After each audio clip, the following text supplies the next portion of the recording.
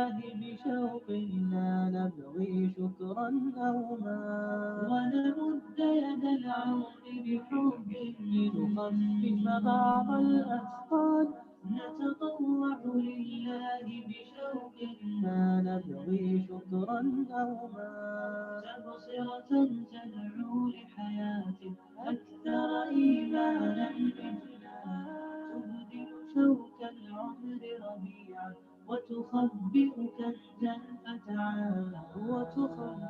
كنزا فتعال معنا نهج حياة جئنا تبصرة عن كل ضلال أعددنا بضع رسالات تحمل نورا للأجيال معنا نهج حياة جئنا تبصرة عن كل ضلال أعددنا بضع رسالات تحمل نورا للأجيال.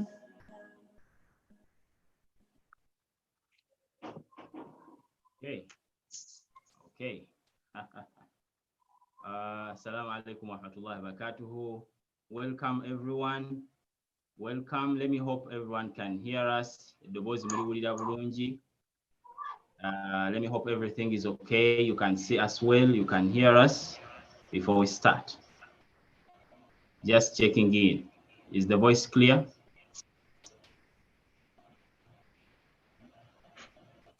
Yes, alhamdulillah, the voice is clear. Okay, alhamdulillah, alhamdulillah. Very excited for today. It is going to be an amazing session. But before we start, let me ask everyone to put away all the distractions, please. Notifications, but I want you to concentrate. We are going to share amazing things here. We have 2 doctors, as we told you, and we are going to be sharing a lot of content, useful content.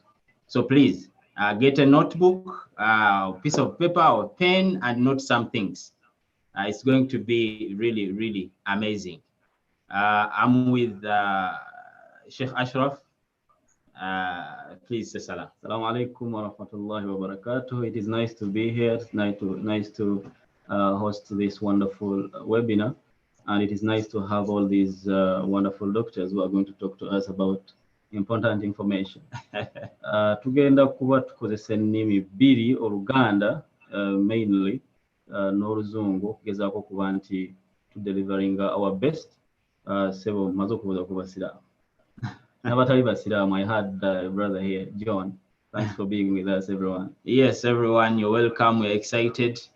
We are live on Facebook. I think like 4 Facebook pages at once, mashallah. We are live on 2 YouTube channels. Soon enough, we're going to be live on Instagram.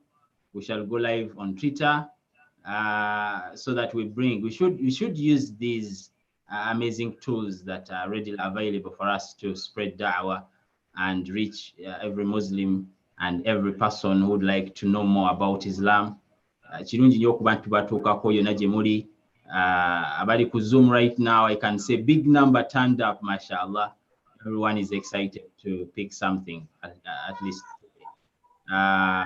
Respect to people in Uganda.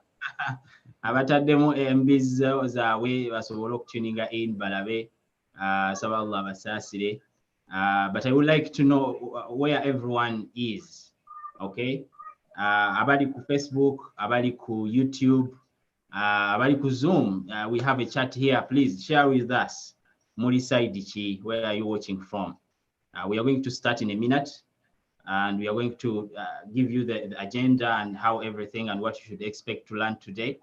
But I would like to know, where is everyone watching from?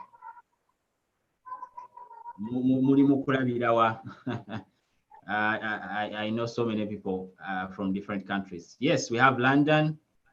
We have South Africa. We have Kampala, mashallah, Saudi Arabia. Mashallah. People are watching from different parts of the world, and they are very excited to meet these amazing people we have today. Chanja, Rufukandeje, Okay. We can't. There are people from the US. I'm hoping they don't watch. USA, Chicago. Yeah. Are you still rioting or something? Yeah, I see people even not even the riots have stopped them to be here with us. Alhamdulillah. Alhamdulillah, alhamdulillah. Thanks for tuning in. Please, the last point to Tandike. Please invite. This is something really amazing. You can't have it all by yourself. Please share, invite others by Jiba Some, by Ige. We are going to share amazing things here. Let me ask Dr. Ashraf to share a program again. Then you are going to invite about doctor in 1 minute, inshallah. All right. Assalamu alaikum wa rahmatullahi wa barakatuh. Once again, like we've said, tugenda kuba tukozesa ennimi bbiri okugezaako okuba nti tutambuza session eno okuba effective. Kantwala omukisa guno okusooka okubanjulira baddokita abagenda okuba nti batusomesa babawe ku salaamu nga tunaakwanjula program. Dr. Sulaiman Lujja, mukwano gwaffe mukulu waffe, musomesa ku IUIU ate ng'era ye head Islamic Finance mu Tropical Bank. Sebo tuba tusobola otole kuba nti salaamu. Assalamu alaikum wa rahmatullahi wa barakatuh. Wa alaikum assalam wa rahmatullahi wa barakatuh. Sebo tusanyusa okuba naawe. Amina sebo. Amin. Tuyina Dr. Abdul Hafidh Walusimbi, head wa Sharia Department kwa IUIU, atengira Sharia Advisory. Sebo tuba tusobola okuba nti salaamu.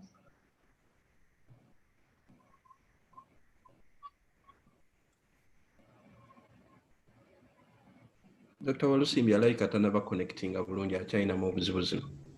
Okay, Dr. Abdul Hafidh mulengeddeko naye kirabika akyatereeza technology naye nga tuli ffenna mulengedde, we should be fine. I think ali muted. Katugezeeko kumwanmutinga. Dr. Abdul Hafidh bw'obanga obadde otuwulira ku bantu salaamu. Assalamu alaikum wa rahmatullahi wa barakatuh. Wa alaikum assalam wa rahmatullahi wa barakatuh. Ennyumba yeggumidde nga mwenna bwe mugiraba, nze Ashraf Muhammad Mutagubya, muganda wange Muhsin Muhammad Mutagubya. Tugenda kugezaako okutunulira ensonga ya riba naye nga tugezaako okutegeera riba egikwatako ne Islamic banking okutwalize wamu biva mu Sharia, gye biva mu Sharia, then n'engeri gye tugenda okukola ki okulaba ku mulembe guno ogwa bulijjo. For those who do not understand Luganda, we are going to be looking at riba, what riba exactly is in Sharia, and what are the contemporary actions that include riba. Kati tugenda kuba tutunulira ensonga ezo bbiri. We shall have Dr. Abdul Hafidh first, mu dakiika nyingi nnyo, then as the first speaker, then we shall have Dr. Rujia to talk about contemporary interest transactions, inshallah. Obutatwala nnyo budde, nja kusaba inviting Dr. Abdul Hafidh. Sheikh otunyiriridde, mashallah alaykum. Barakallahu fikum. Naam, tafaddal habibna. You may carry on. أعوذ بالله من الشيطان الرجيم. بسم الله الرحمن الرحيم. الحمد لله رب العالمين. ثم الصلاة والسلام الأتمان الأكملان على رسولنا وسيدنا محمد عليه أفضل الصلاة وأتم التسليم وعلى آله وأصحابه ومن سار على نهجه إلى يوم الدين. Abatuliriza n'abatulaba ne baganda bange ababiri, Sheikh Ashraf, Sheikh Muhsin, na buli muntu yenna ali emabega w'ekintu kino. Assalamu alaikum wa rahmatullahi wa barakatuh. Assalamu alaikum wa barakatuh. Okusinziira ku introduction gye nsanzeewo, simanyi lulimi lutuufu lwa kukozesa kuba ndabyeko konsanzi z'abantu abamu nga basaba tukozese olulimi Oluganda, ate abalala bagamba nti ate tukozese Luzungu. Kati mbadde nsaba okusooka okufuna guidance okuva mu ba hosts kiki kye tusaanye okubeera nga tugoberera biidhnillahi taala wa barakallahu fiikum. Assalamu alaikum warahmatullahi wabarakatuh. Dr. Abdul Hafidh, tusobola okukozesa zombi? Kasabukanyama. Inshallah qadra al-istitaa inshallah. قدر المستطاع إن شاء الله. إن شاء الله. أنا صراحة ما عندي جواب على هذا السؤال. لا بأس. Okusooka kwa byonna omulimu nze ogwampeereddwa kwe kuba nti mpa introductory remark ku musomo ogukwatagana n'okutegeera riba okusinziira ku mbeera eriwo ey'olwaleero, era nga insha Allahu taala okwogera kwange kugenda kubeera kufunze nnyo nsobole okuba nti mpa omukisa oba nga njerulira ekkubo mukama wange mu kisaawe kino ekya Islamic Banking and Finance, Dr. Lujja Sulaiman. Omusomo okukwatagana ne riba musomo mukulu nnyo, kubanga bw'obanga weetegereza oyinza okukonkludinga n'ogamba nti kyekinyusi ekyawula wakati wa Islamic banking ne conventional banking. Yensonga lwaki kikulu nnyo okubeera nti tuhandolinga ensonga zino naddala nga tukozesa obusiraamu ki kye buboogerako. For our colleagues and for our brothers who are not conversant with the local language, that is Luganda, the topic of our discussion this evening is about the understanding of riba in the contemporary times. I'm starting with an introduction that riba or interest is actually the major criteria or the major difference between Islamic banking and the conventional banking. But my role today, it is not to go deep into this area of Islamic banking. As a matter of fact, this is a wide area of specialization that takes people many years to study at bachelor's degree, at master's degree, and even at doctorate level. So my role is just to give something like a curtain raiser, something like an introductory remarks, so that I can pave the way for my senior brother in this field of Islamic banking by names of Dr. Lujja Sulaiman. But in order to appreciate the concept of riba, we need first of all to trace the background. And as we are tracing the background, we should be looking at the economic system. Once upon a time, the world was being ruled or governed by two major economic systems: the capitalism and the socialism. But as you are aware, both systems had challenges. Both systems had challenges, and therefore they couldn't be sustained up to the present day.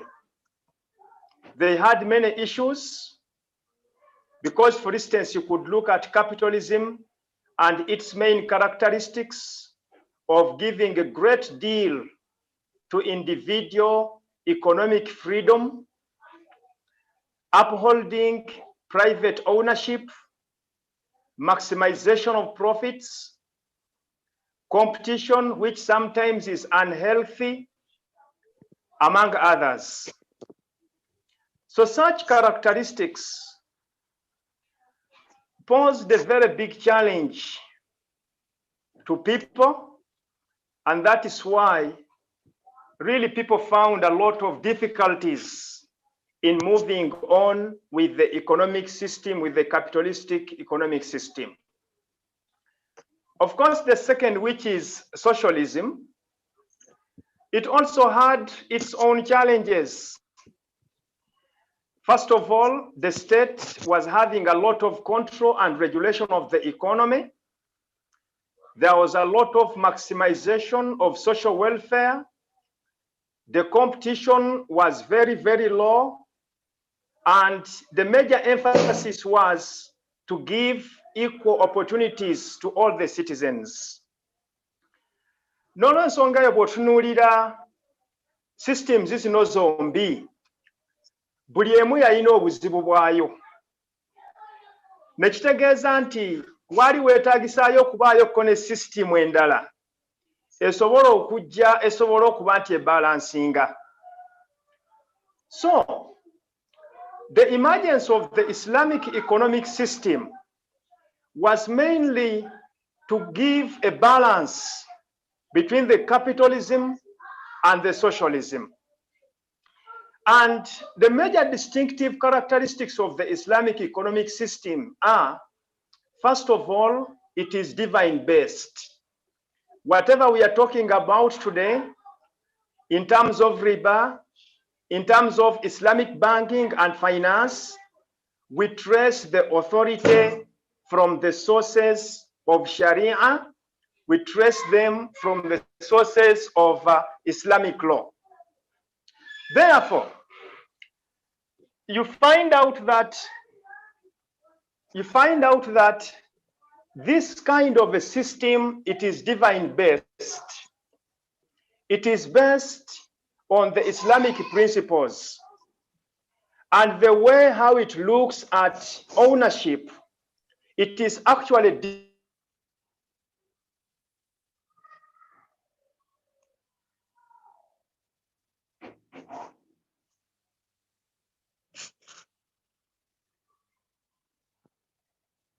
different from the way how the capital is actually different of an Islamic economic system.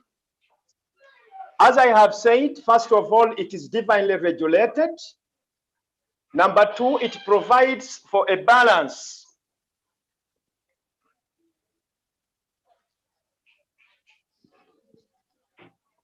It provides for a balance between individual right and the society right. The Islamic economic system is moral and it is human. It is actually based on justice. It is based on equity. It is based on providing equal opportunities to income or to earning. In fact, it is based on a very unique philosophy of wealth. In other words, in Sharia, there is what we call falsafatul mal. But what tunuulidde enkola eno ey'obusiraamu, Islamic economic system ey'obusiraamu, yojja kugiraba ng'erina enkola yayo nga ya njawulo. Okusooka kwa byonna nga bwe tugambye, yo eva eri Allah subhanahu wa ta'ala. Buli kimu kyonna kye twogerako kibeera nga kitresinga kuva eri Mungu subhanahu wa ta'ala. Ekyokubiri, nti eraga ereeta obwenkanya oba ereeta balance wakati w'eddembe ly'omuntu era n'eddembe lya society gy'awangaaliramu. System ey'obusiraamu erina kye bayita justice yaayo nti erina obwenkanya obw'amaanyi. System y'obusiraamu ewa omukisa buli muntu yenna okubeera nga participatinga mu kufuna, era engeri gy'etunuuliramu ebyensimbi ojja kugiraba nga yo ya njawulo nnyo. Katunuleko katono mu kye bayita falsafatul maalu fil Islam. Obusiraamu bwo butunuulira butya ebyenfuna? obusiraamu butunuulira butya ssente? Olw'okuba nti obudde butono tetusobola kubeera nti tumalayo buli kintu kyonna ekikwatagana n'engeri obusiraamu gye butunuuliramu ssente. Naye ng'ensonga lwaki twagala okukyogerako, kubanga of course riba gwe twagala okwogerako akwatagana na ssente. Naye kanzijeyo characteristics nga 3. Esooka, al aslu mu busiraamu anna al milkiyata lillah. Mu busiraamu ssente zonna, ebyenfuna yonna, ebyobugagga byonna bya Allah. Allah is the primary owner of all resources. Kyova olaba nti mu Quran Allah subhanahu wa ta'ala agamba mu suratu Nahl, wama bikum min ni'matin famin Allah. Buli kyonna kyengera kyolina kiva eri Allah. Any kind of blessing that you have, Allah is actually the primary and is the true owner.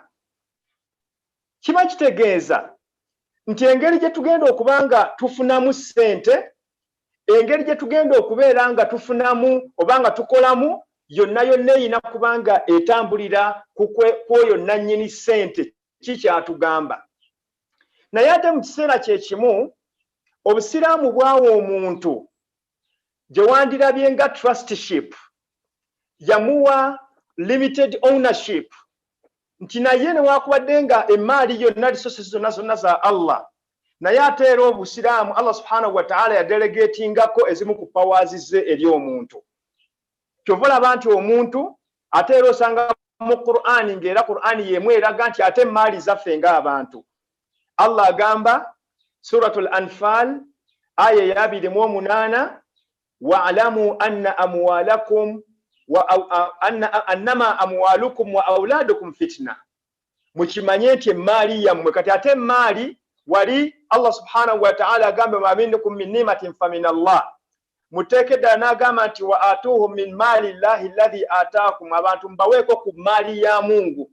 Ate wano Katonda agitusembereza ng'abantu n'agamba nti emaali yammwe n'abaana bammwe. Kakati obusiraamu bwe butyo butunuuliramu ebyenfuna. Allah yasembayo yali waggulu, naye ate omuntu naye alina mu stake okusinziira ku ekyo Allah subhanahu wa ta'ala kyabeera amuwadde. Era kyova olaba okumanya ekigambo maali kizito nnyo ku muntu. Mungu subhanahu wa ta'ala bwe yayagala okuba nti ku maali gy'amaze okutegeeza nti yiye, ate ayagala obeereko nekyojjamu, kye yakola yagamba nti yakozesa olulimi olusingayo okubeera nti kwegamba lugonvu, ate nga yina nnyini maali. Allah bwe yali ayagala tusaddake ku maali, n'ayagala okubeera nti oba tugabeko, yagamba nti man dha alladhi yuqridu Allaha qardan hasanan fayudha'ifahu lahu adha'afan kathira. Bannanga ani awola Mungu?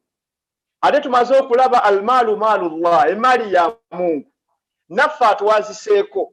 Naye bw'ayagala tugigabeko mu makubo amalungi, okusaddaakako, okutoola ku zaka, okuyamba abateesobola, tunuulire olulimi lwa Mungu nti lukakkamu, alinga nga si ye nannyini kutuwa maali eyo. Yagamba bannange ani awola Mungu? Therefore, our conclusion on this introductory chapter is that is the way how Islam looks at wealth. That is the way how Islam looks at the philosophy of money, the philosophy of earning. First of all, we know that Allah subhanahu wa ta'ala is the ultimate owner of all resources. At the same time, with His mercy, Allah delegated part of it to us as individuals. And when Allah subhanahu wa ta'ala wanted us to pay something or to subtract something out of the wealth, out of the resources that He had actually delegated to us, look at the statement that Allah uses. It is a humble statement. Man dha alladhi yuqridu Allaha qardan hasana. Who can lend Allah subhanahu wa ta'ala? Who can give a soft loan to Allah subhanahu wa ta'ala? So at the beginning, it is very important to know that that is the way how Islam looks at money and earning. Ekyokubiri, bwe tuba twogera ku riba, tuba tugenda kwogera nnyo ku system ya banking. Naye omuntu ali eyampuliriza ayinza okwagala okumanya abaffe banking system ey'obusiraamu ejja etya, kubanga ebiseera bino abantu bwe balaba ekintu nga kipya kibanguyira nnyo okugamba nti eyo bid'a, kibanguyira nnyo okugamba nti ekyo olw'okuba tekyaliwo ku mulembe gwa Nabbi sallallahu alaihi wasallam, n'olw'ensonga ekyo tusaanye kubeera nga tukikola. Kyova olaba nti kikulu nga tugenda mu mulyango gwa riba okumanya nti abaffe eno sisitimu yo yennyini etambuliramu riba oba Islamic banking egenda okujja nga alternative to interest based banking y'obusiraamu bwagikkiriza oba tebwagikkiriza. Ampuliriza eyo akimanyi nti eddiini eno yajjula. Alhamdulillah, our faith, our religion is complete. And this is testified by a verse in Surah Al-Ma'idah, whereby Allah subhanahu wa ta'ala says, Al-yawma akmaltu lakum dinakum. In that verse, Allah confirms that this religion is complete. Muteeka lino okiraba nti Allah subhanahu wa ta'ala akulaga nti eddiini yajjula, walillahi alhamd. Ekyo kyekisooka. Ekyokubiri, abamanyi baffe ab'obusiraamu bonna baakola kye bayita ijma, beegatta nga bagamba nti tewaliiwo mbeera yonna egenda kujja ku nsi kuno okujjako ng'ojja kwesanga ng'amateeka ga shariya gasobola okujja handolinga. It is a unanimous consensus of the Muslim scholars that we shall never have any new case. We shall never have any new case except that the text of Sharia can handle such a case. But at the same time, you know, النصوص الشرعية معدودة. Abali eyo bakimanyi amateeka ga sharia gabalibwa ku ngalo. Aya za Qur'ani zimanyikiddwa. Sunna z'omubaka Muhammad sallallahu alaihi wasallam nazo zimanyikiddwa. Kyokka ate ebintu ebijja nga bipya byo tetumanyiwe gye bigenda kukoma. The verses of the Holy Quran are numbered. The sayings of the Prophet sallallahu alaihi wasallam are also numbered. But the new cases which are facing with the new challenges which are facing humanity, you know, they have no limit. They keep on coming. And that is why baskolazi baffe bagamba nti tewaliiwo mbeera yonna egenda kujja okujjako ng'amateeka ga Quran oba sources z'obusiraamu nga zisobola okubeera nga zigahandolinga imma tasrihan oba nga zigenda gahandolinga direct au talmihan oba indirect, tafswilan nga zinyonyodde bulungi au taaswilan oba nga kale tuzzeeyo ku bikolo bya sharia. My brother who is listening and who is watching, you should have that kind of comfort that there shall never come any new situation, no any new case that will come as a challenge to humanity, except that there is a provision of Quran, there is a provision of Sunnah, there is a provision of Ijma or any other sources of Islamic law which can address such a challenge satisfactorily. That challenge might seem to be difficult to surmount.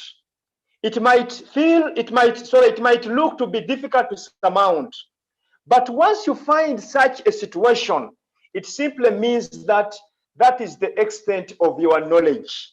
Allah subhanahu wa ta'ala says, فَاسْأَلُوا أَهْلَ الذِّكْرِ إِن كُنْتُمْ لَا تَعْلَمُونَ. Once you see that you are stuck somewhere, then you need to go and ask the people of knowledge.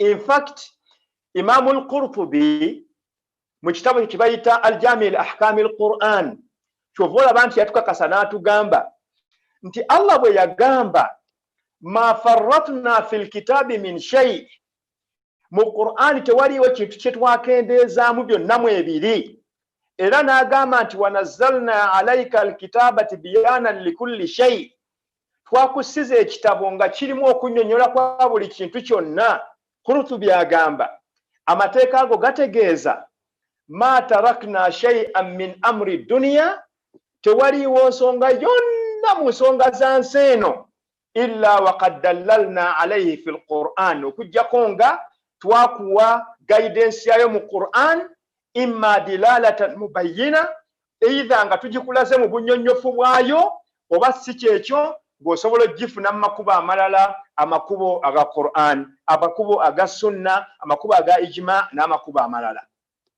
Therefore, I wish to confirm that the new system of Islamic banking, it is well provided for in the sources of Quran, in the sources of Sharia, starting from the Quran, the Sunnah, among others. Now, having said that, before we could go into riba, how did this banking system evolve? Eno system ya banka yo yatandikirawa kubanga omuntu yali yagadde okumanya tugenda okwogera ku riba egenza okujja, of course yaliwo before banking naye kale tusooke tumanye ku katono eno banking system yo yatandikirawa. As early as the 20th century BC, there was the use of money as a medium of exchange. I don't want to go deep into all that, but as you know that there was a lot of attachment to places of worship, and it continued like that until when this system spread to the Greeks in the 1st and the 2nd centuries AD.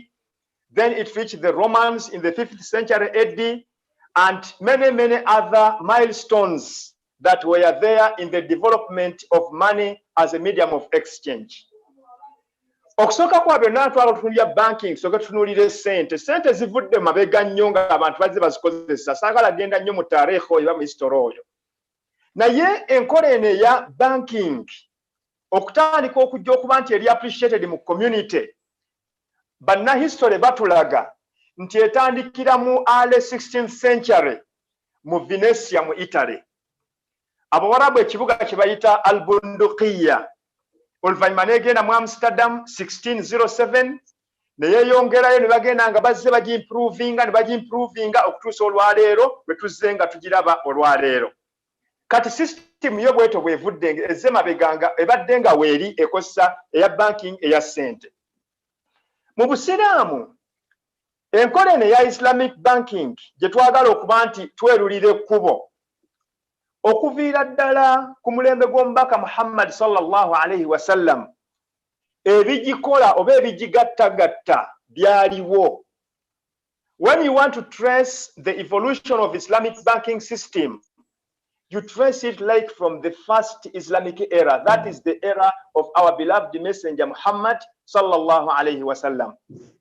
Because during that time, the economic system was there. The economic system was there, even though during the Jahiliyyah period, as we all know, it had many evil practices, such as riba, such as hoarding, such as interception of farmers, among others. So ebintu ebikola banking olwaleero byaliwo luli newankubadde nga byali tebiri organized ng'olwaleero bw'obiraba nti biri organized. N'olw'ensonga eyo Islamic banking oba Islamic economics agenda okujja yajja okusobola okubeera nti etereeza bulungi nnyo ekintu kino ekya banking oba ekya economic system. Naye enkola eno eya Islamic banking etambulira okusinga ndoza ku principles ziyinza okuba katugambe principle eri emu gye bayita sharia compliance, nti ebintu byonna bye tugenda okukola olwaleero nga tuli mu Islamic banking system birina kuba nga bitambulira ku mateeka ga sharia. Naye mu kukitemaatema empagi ziringa 3 ze tulina okubeera nga tutuukiriza.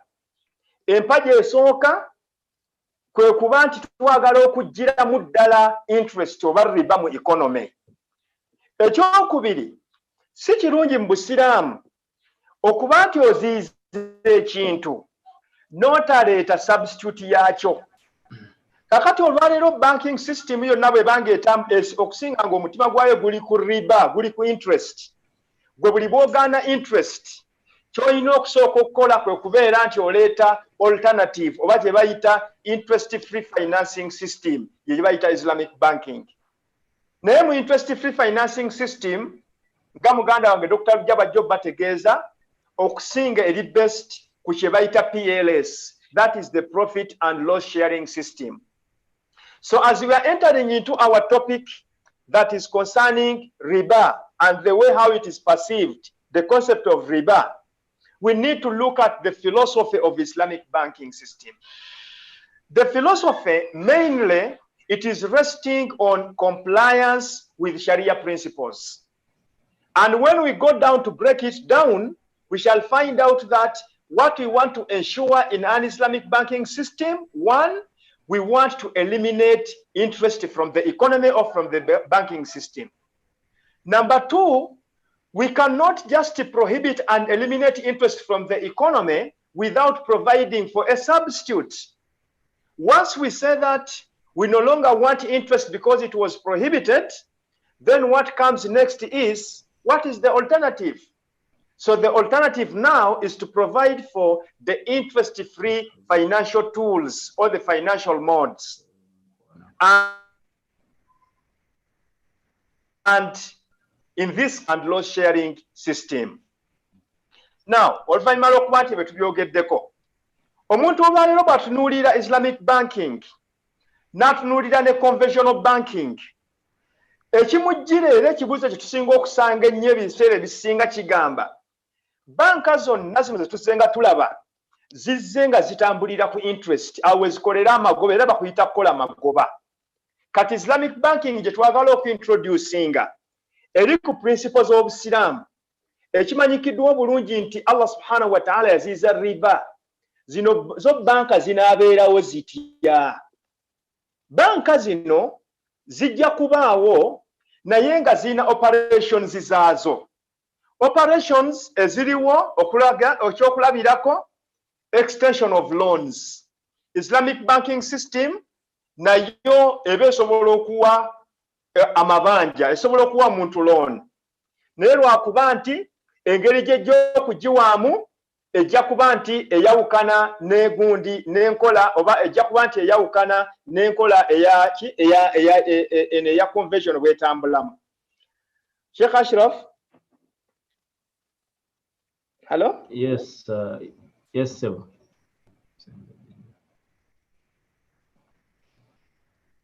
Yes, Dr. Abdul Hafid.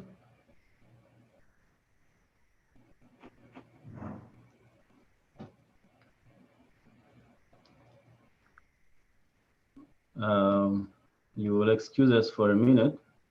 I don't know what has just happened to Dr. Abdul Hafid. I'm hoping nothing big. Yes, Dr. Abdul Hafid.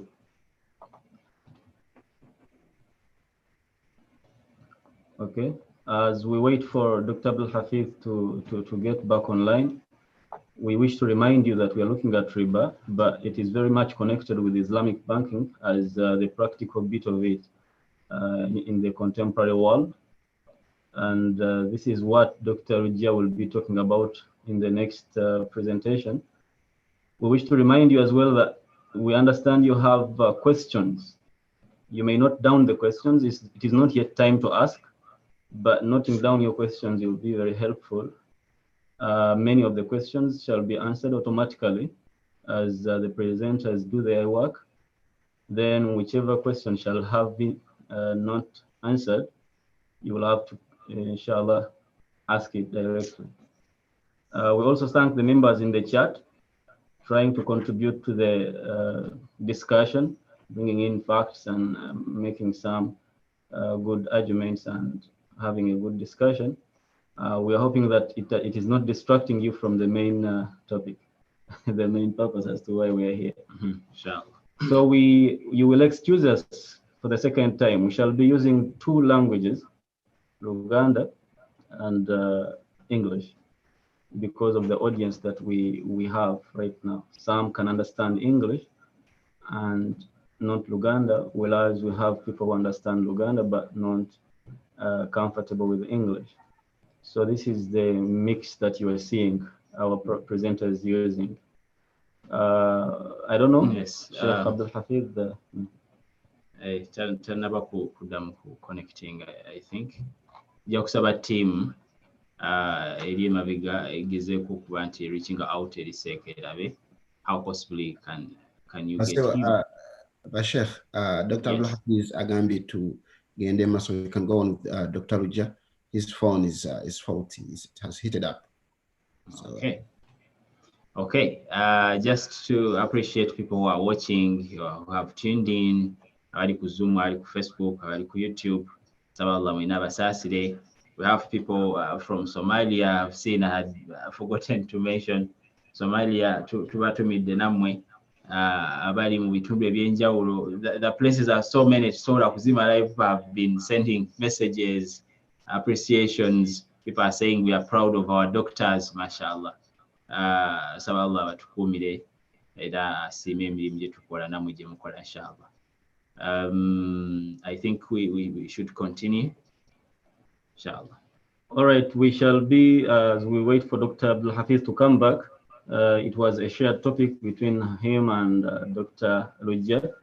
We are going to have to invite the wonderful doctor that we have in Islamic finance, who is also a sheikh, Sheikh Rujia Sulaiman.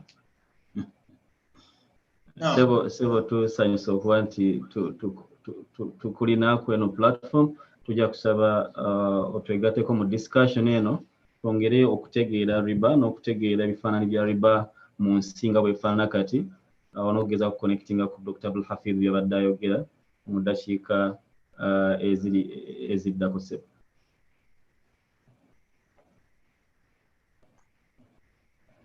Naam, alhamdulillah.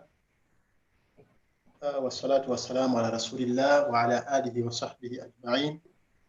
رب اشرح لي صدري ويسر لي أمري واحلل عقدة من لساني يفقهوا قولي. إنه من سليمان وإنه بسم الله الرحمن الرحيم. Dozo mpulira bulungi oba nteeko headphones?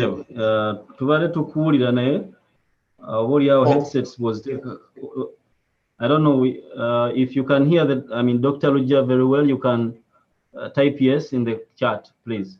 We need to confirm. If I don't need, I can continue without them, because for me, I was getting you very clear. Okay. It's good and clear. Okay, I think people are saying they can hear you right, Dr. Rujia. Yeah, they are saying you don't need the headsets. Yes. Okay. We thank all people who have contributed to this effort. I mean the Islamic banking industry. Elsewhere in the world, it has developed. You very well know in the diaspora, in UK, you have Islamic financial system working. In US, Luxembourg, Canada, Australia, Russia, Bosnia, South Africa, you have the system operating. Kenya, Tanzania, in fact, Uganda has been the last to come on board, probably in the East African community. But we are very lucky that even though we have come late, but at least we have some good story to tell. Don't forget, we are OIC member. We are member of OIC, the East Africa, only us, Uganda. Another thing, we have the enabling legal framework now for Islamic banking to operate in Uganda. We have the Financial Institutions Amendment Act 2016. We have the regulations for Islamic banking. We have the Insurance Act talking about Takafu. We have the microfinance, Islamic microfinance. It has already kicked off in Uganda. So we are very sure. That's why you see IDB, Islamic Development Bank, has also established a regional rep office here. representative office of IDB here because we are member countries. We are a member country, Uganda. So we thank all people who have contributed. Ntandise n'okwebaza buli stakeholder yenna ayambye oba alina kyakoze mu kubeera nti Islamic banking atandika mu Uganda. Lubadde lugendo luwanvu akoze ntandikiddemu progress ya Islamic banking nga tutuuse luddawa mu Uganda. Amateeka gaayita mu Uganda mu 2016 etteeka eryaleeta Islamic banking we lyayitira libayita Financial Institutions Islamic Banking Regulation, Financial Institutions Amendment Act 2016. Then mu 2018 etteeka oba regulation ne ziyita ze bayita the Financial Institutions Islamic Banking Regulations 2018. 2019 banks ne zitandika okusaba license. Emu kuzo Tropical Bank ne wabeerawo n'endala bbiri kubanga nkolera Tropical Bank nyinza kwogera ku Tropical Bank yemanyi mu kaseera kano naye nga waliwo endala bbiri si za mu Uganda. Ekyo ndo kijja kuntwala ku operation ya Islamic banking. Bank abantu basuubire nti zigenda kufaanana zitya, zigenda cooperating zitya. Tuyina enkola esooka gye tuyita fully fledged Islamic bank. Nga ziri ze mbagambye ebbiri ezasaba license okutandika okukola mu Uganda. A fully fledged Islamic bank. Banka nejja mu Uganda n'esaba license, government n'egiwa license okutandika okoperatinga nga 100% ng'ekola Islamic banking. Teyinaamu conventional banking system yonna. Byekola byonna biri halal. Yesooka ze ziri banka ze mbagambye ebbiri ezasaba license, ezaweebwa license, emu yaweebwa license. Endala tendaba kuweebwa license. Endala ey'okubiri system eyinza okuba a subsidiary. A subsidiary bank oba Islamic bank eba parent waayo nga si Nsiraamu. Parent ntegeeza nga kubanga saagala kwogera nnyo ku mannya engeri gye ndi tukolera bank wano tulina amateeka gatufuga mu Uganda, saagala nnyo kwogera ku mannya ga zi bank.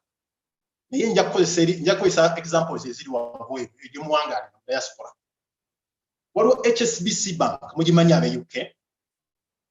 Yagenda e Malaysia n'etandika HSBC Amana. Waliwo Barclays bank etyo tukyagina mu Uganda asobola okugyogerako. Barclays bank yava mu Uganda bwe yagenda e Malaysia yatandikayo subsidiary ya Islamic banking. No. Bwe yagenda Kenya yatandikayo window ya Islamic banking, window ya Islamic banking. Standard Chartered Bank UK yagenda e Malaysia n'etandika Standard Chartered Swadek. Kati kyembagambye ekyo nteyo category y'okubiri subsidiary bank. Subsidiary kiba kitegeeza parent bank si Nsiraamu naye neesalawo okukola operations eza Islamic banking n'ezitandika n'ezikola nga za njawulo. Then category esembayo egenda okulicensingibwa mu Uganda eyitibwa window operation, Islamic banking window operation. Islamic banking window operation kiba kitegeeza bank esobola okuba ne parent gye yava nga si Nsiraamu nejja neggulawo subsidiary kati nga Tropical Bank gye nkolera. Nejja neggulawo subsidiary mu Uganda, Tropical Bank Limited, nayo nga si Nsiraamu. Naye Tropical Bank nekkiriza n'esalawo etandike okukola a system eya Islamic banking egikolera mu window. N'egitandika n'etekawo window ya Islamic banking nga yo eri dedicated, window eyo ngeri separate and independent. Tujja kulaba tubyawula tutya kuba abasinga obungi kibabuzaabuza ekyo nti conventional bank ate eyinza atya okukola ate Islamic banking operation ng'abakozi be bamu, balina ba accountant be bamu, financial statements publishing ze zimu, kati eyitibwa Islamic banking window. My colleagues, what I've summarized are the types of operations, Islamic banking operations across the globe. There are three. One, a bank can decide to come and start a fully fledged Islamic banking operation.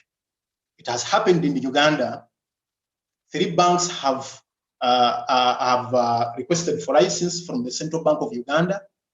There are 2 of them are foreign banks, and 1 is a local bank. This is Tropical Bank. I cannot talk about the others because I happen to work for 1 bank in Uganda, and it is licensed, it's operating. Now, 1 bank has been licensed to operate a fully-fledged Islamic banking operation in Uganda, and we are still pursuing the others, the other 2. At least I can comfortably say, as of now, Tropical Bank, we have concluded all the requirements for being licensed to start operating Islamic banking operation. Only that we had these challenges of COVID-19, which you knew, but Central Bank is very soon licensing Tropical Bank to start the first Islamic banking operation in Uganda. Kakati, nganzizayo ku window, products zengendo okwogerako ze mwangambye, tukola tutya products kize tugenda okugaba era customer yandisuubidde bwanajja mu bank agenda kufuna muki. Kikoze bulungi lwakuba Dr. Hafiz tamaliriza naye awadde background bulungi okulaga nti Islamic banking system is rooted in Sharia. Era bye tugenda okukola byonna mu banka bigenda kubanga bigoberera amateeka ga Sharia. Etteeka lyaffe lyabadde lireeta Islamic banking mu Uganda lyaleese yataddemu section, wabaliwo section gye bataddemu section 115B. If you can go and read the Financial Institutions Amendment Act 2016, you go to section 115B A. It sets up, it says every financial institution which operate Islamic banking business shall appoint and maintain a Sharia advisory board. So akachika ka Sharia tulina okubanga tukalina era ffe twakalonda dda tulinda Central Bank kutuwa go ahead babiringa batandika okwendosinga buli product gyengendo okwogerako wano akachika ka Sharia kalina okubanga kagitunuddemu ne kalaba tekontana amateeka ga Busiraamu.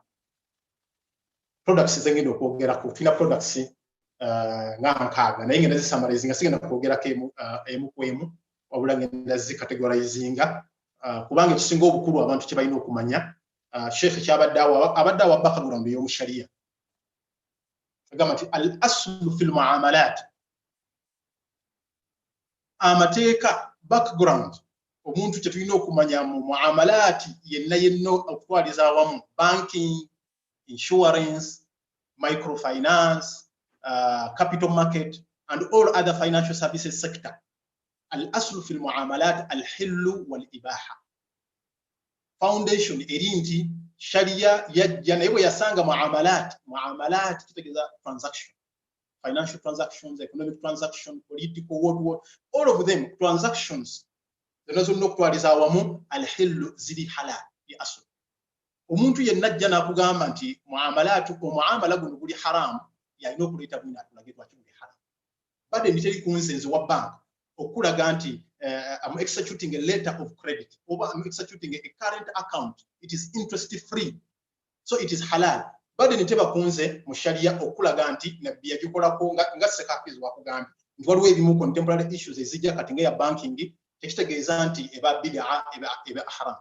Kati kwajja n'ogamba nti current account eri haram, letter of credit eri haram, nga muamala goyina okuleeta bwino okulage lwaki kiri haram era bwina alibudde wagamba nti kiri haram. Wal aslu fil ibadat, atenga aslu mu ibadat, foundation ya ibadat, kusala, kusiiba, kutola zaka, genda Makka, kola emirimu gyonna egy'Obusiraamu naye nga ibada al hurma tokkirizibwa gukola omulimu okujjako nga bagambye nti guno guli halali gukole. Naye mu muamalat ba Sharia scholars we bajja ne batutendeka ne batugamba nti mu banka bakola bwe bati badde niteba kuffe kukulaga nti Sharia egamba bwe goyina otuleetera okulaga Sharia egamba ekitomu kikola. So abasiraamu okutwaliza awamu mu nsi yonna tubadde ne badden oba tubadde n'obuzibu, twalina obuzibu nga banka zino tezinnajja kuba zibadde zakajja mu history of the world economy oba financial sectors industry. Abantu bayinanga obuzibu nga sente bwe bazireeta mu banka engenda neziwola nefunamu interest wande bawa interest kusinzira ku products ze baba kozeseza naddala fixed deposit accounts fixed deposit account era za sparking off discussion yali yamanyi nnyo mu nsi yonna. OIC Academy nezituula jidda okulaba nga zireta solution okuleta banking system egoberera eqtisad Islam nga Sheikh wabaganda Islamic economic system.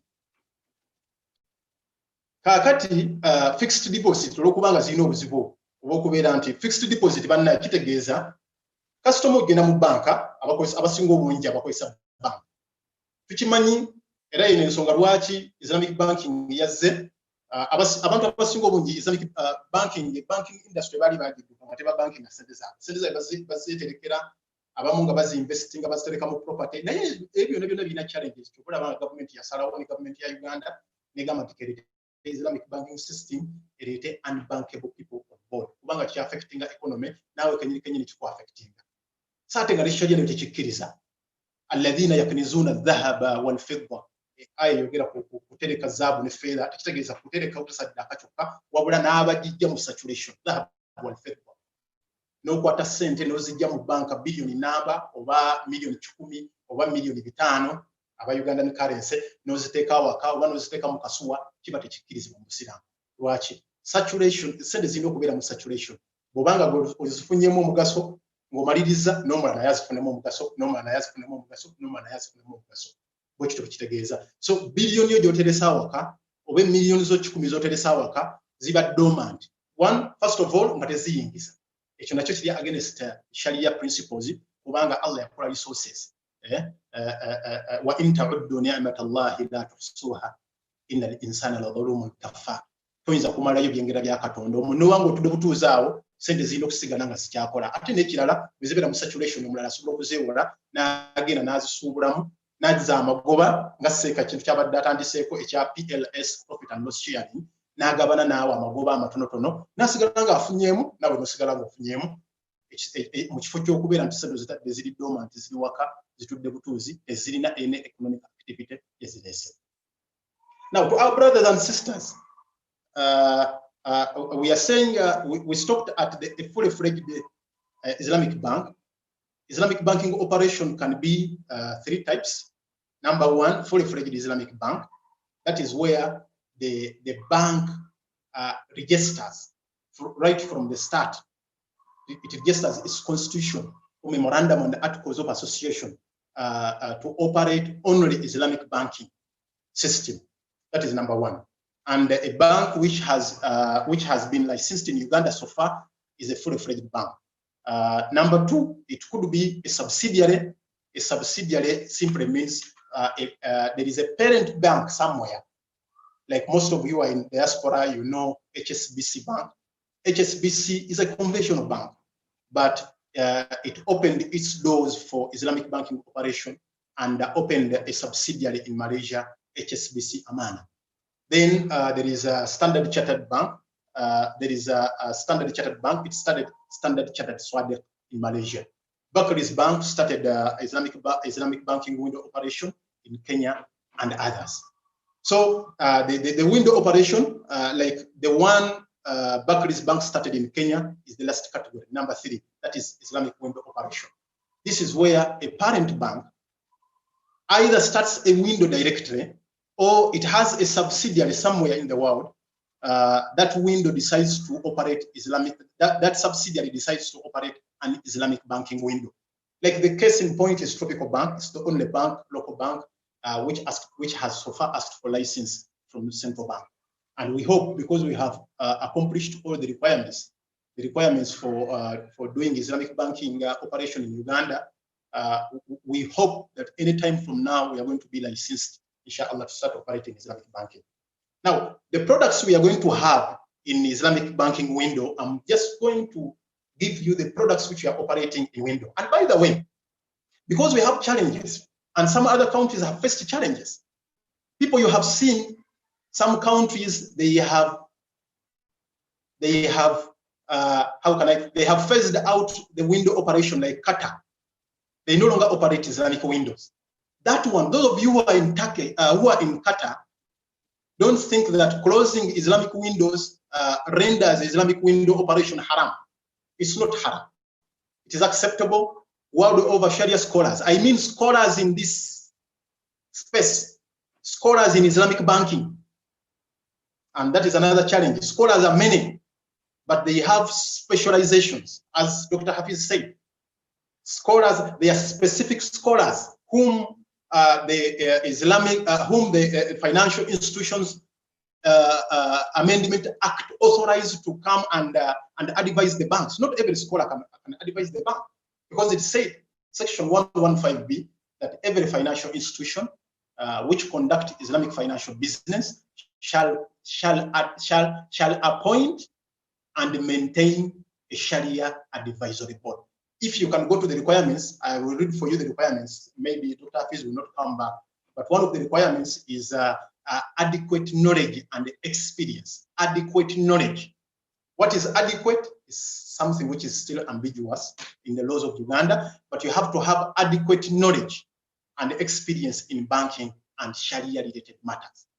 Also, adequate knowledge and experience in Islamic banking. Adequate knowledge, you have to have studied Islamic banking and some experience in Islamic banking. Then some knowledge or experience in the financial services sector. Maybe you worked in a bank, maybe you worked in an insurance company, something like that. So window operations are acceptable.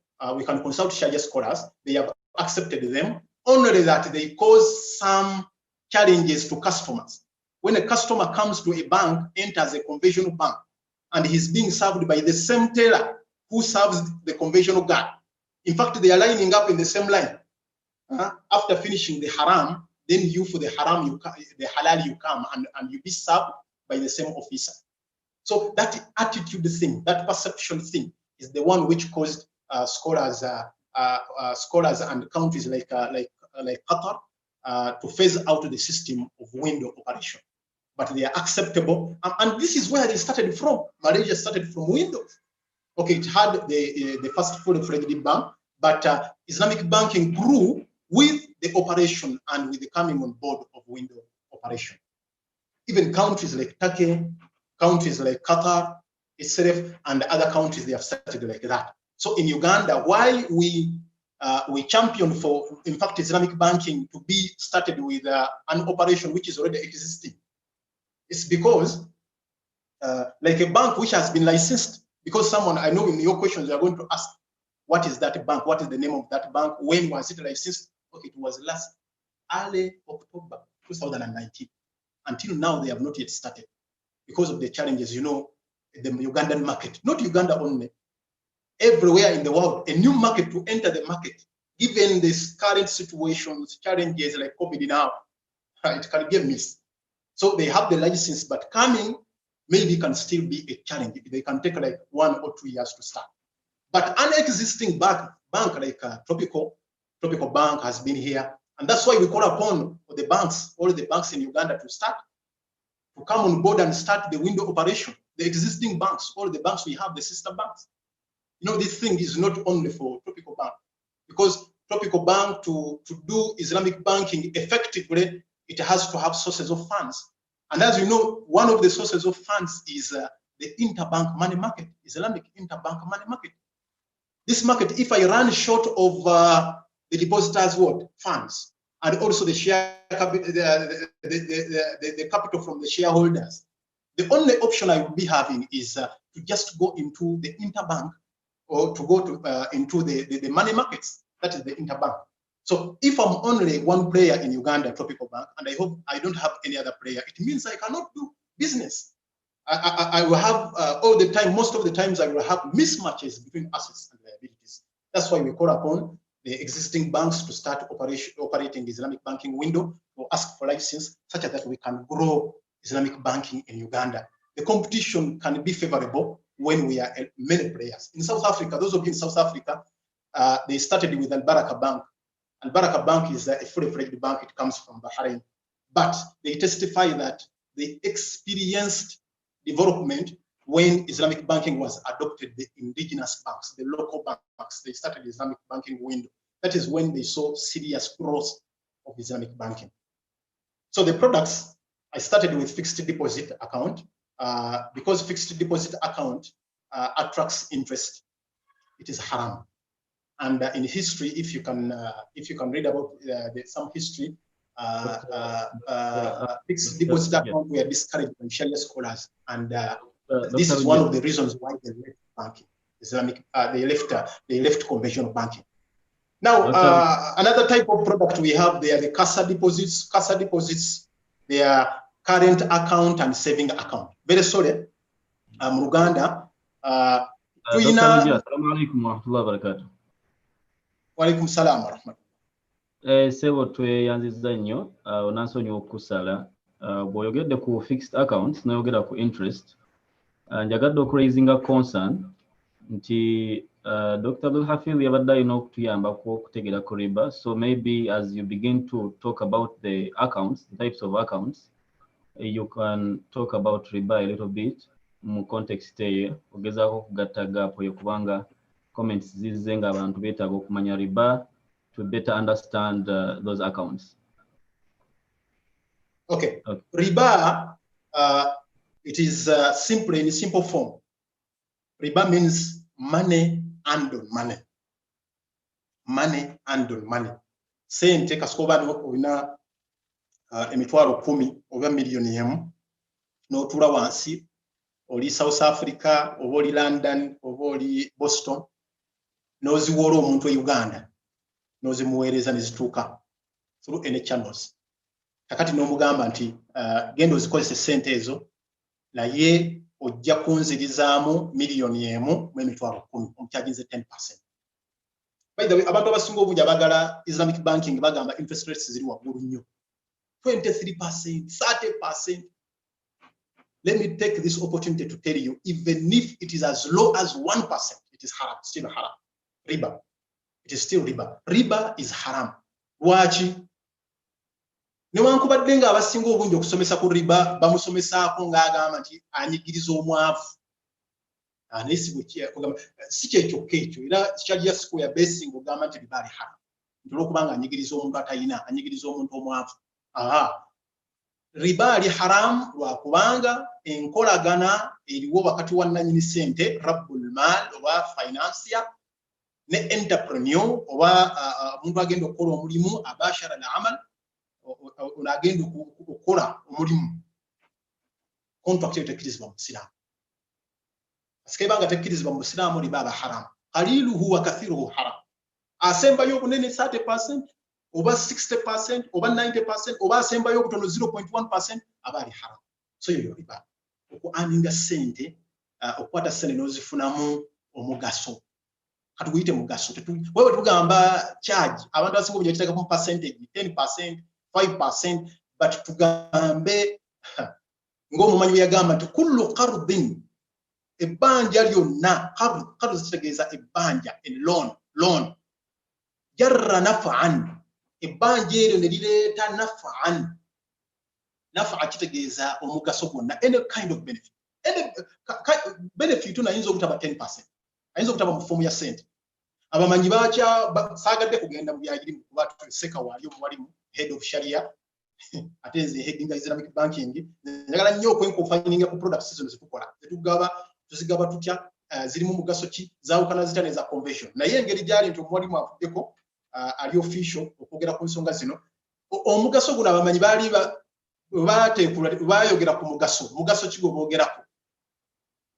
Bagamba nti even n'okutambulira omuntu akwazise, wabanga akwazise oba nsolo ng'eyo, kati wakyaliwo nsolo, tugambe omuntu akwazise emmotoka n'akugamba nti n'ojja n'omugamba munaye nsaba kunjasika ku mmotoka mpulugemu, nina omukolo gwe ngendako ku weekend, n'ogimuwa n'okkiriza ogimuwa nga contract gye mukolaganye naye ya looni qard. Ekyo mukiwandiike. Contract bwebanga bugambye nti njazika n'okkiriza okwazika oba mpola n'okkiriza okuwola, ate n'omala n'okyajingayo ka charge oba n'ofunamu benefit yonna. Nkiyise benefit, esikomye ku charge. Benefit yonna, benefit kitegeeza osobola omugamba nti okay, njikuwadde emmotoka yange naye mbadde ntwala mwana mu ddwaliro, sooka ondropingeko mu ddwaliro oluvannyuma weeyongereyo. Oba ntegereka, emmotoka ogimuweeredde matugga, osula matugga naye n'akuvuga n'akutwala ku Kampala hospital omusajja abadde agenda oba ayinza okuba abadde agenda gayaza oba abadde agenda aludda oba ggulu eyongera ggulu agenda saidi ze Arua akwata luno oluguudo naye kati omuleetedde okugenda adaivatinze janeye asooka kusula Kampala hospital okitegeera akashi oluvannyuma awete Kampala hospital okuvuga okwo kubeera riba so riba tekitegeeza ssente zokka wabula kullu qardin nga tugambye ebbanja lyonna jarra naf'an erireeta okufuna kwona awoze fahuwa riba newankubadde ng'oli gwe bawoza kkiriza bayirawe sharia teyatunuulira nti oli kuba abantu abasinga obuli bajja mu banka nga beeyagadde bebereeta tetukoleeta poliisi fetupublishinga products ne bajja ne bereeta mu banka oli asobola okujja neyere n'agamba bannange ne mbanga mwagala 40% nzija kugimba wa riba kati ne wabanga ye musiimu ne wabanga amanyi ddiiru nti agenda kufuna sente we ziri guaranteed return agenda kusinga ku ezo still riba era still aba haramu abatakkirizibwa mu busiraamu so ekyo kitundu ssebo kyenyinza okuwona ku riba katono saagadde genda omusomo omulamba guyinza okutuukira ku kino ate kyenaze okwogerako ne simanyi oba kimala ekyo. Now, barakallahu fikum, Doctor. Ssebo omulimu ogutuukiriza n'obuvunaanyizibwa twagala okutegeeza abalaba ku mikutu gyonna wano ku Zoom ne ku social media nti tuli mu kwogera ku riba naye nga bapresenta baffe basazeewo okufokasinga ku nsonga eriwo kati riba mwasinga okulabikira nga yeetaaga abantu okumutegeera obulungi era nga yeya banking era nga alternative ye Islamic banking.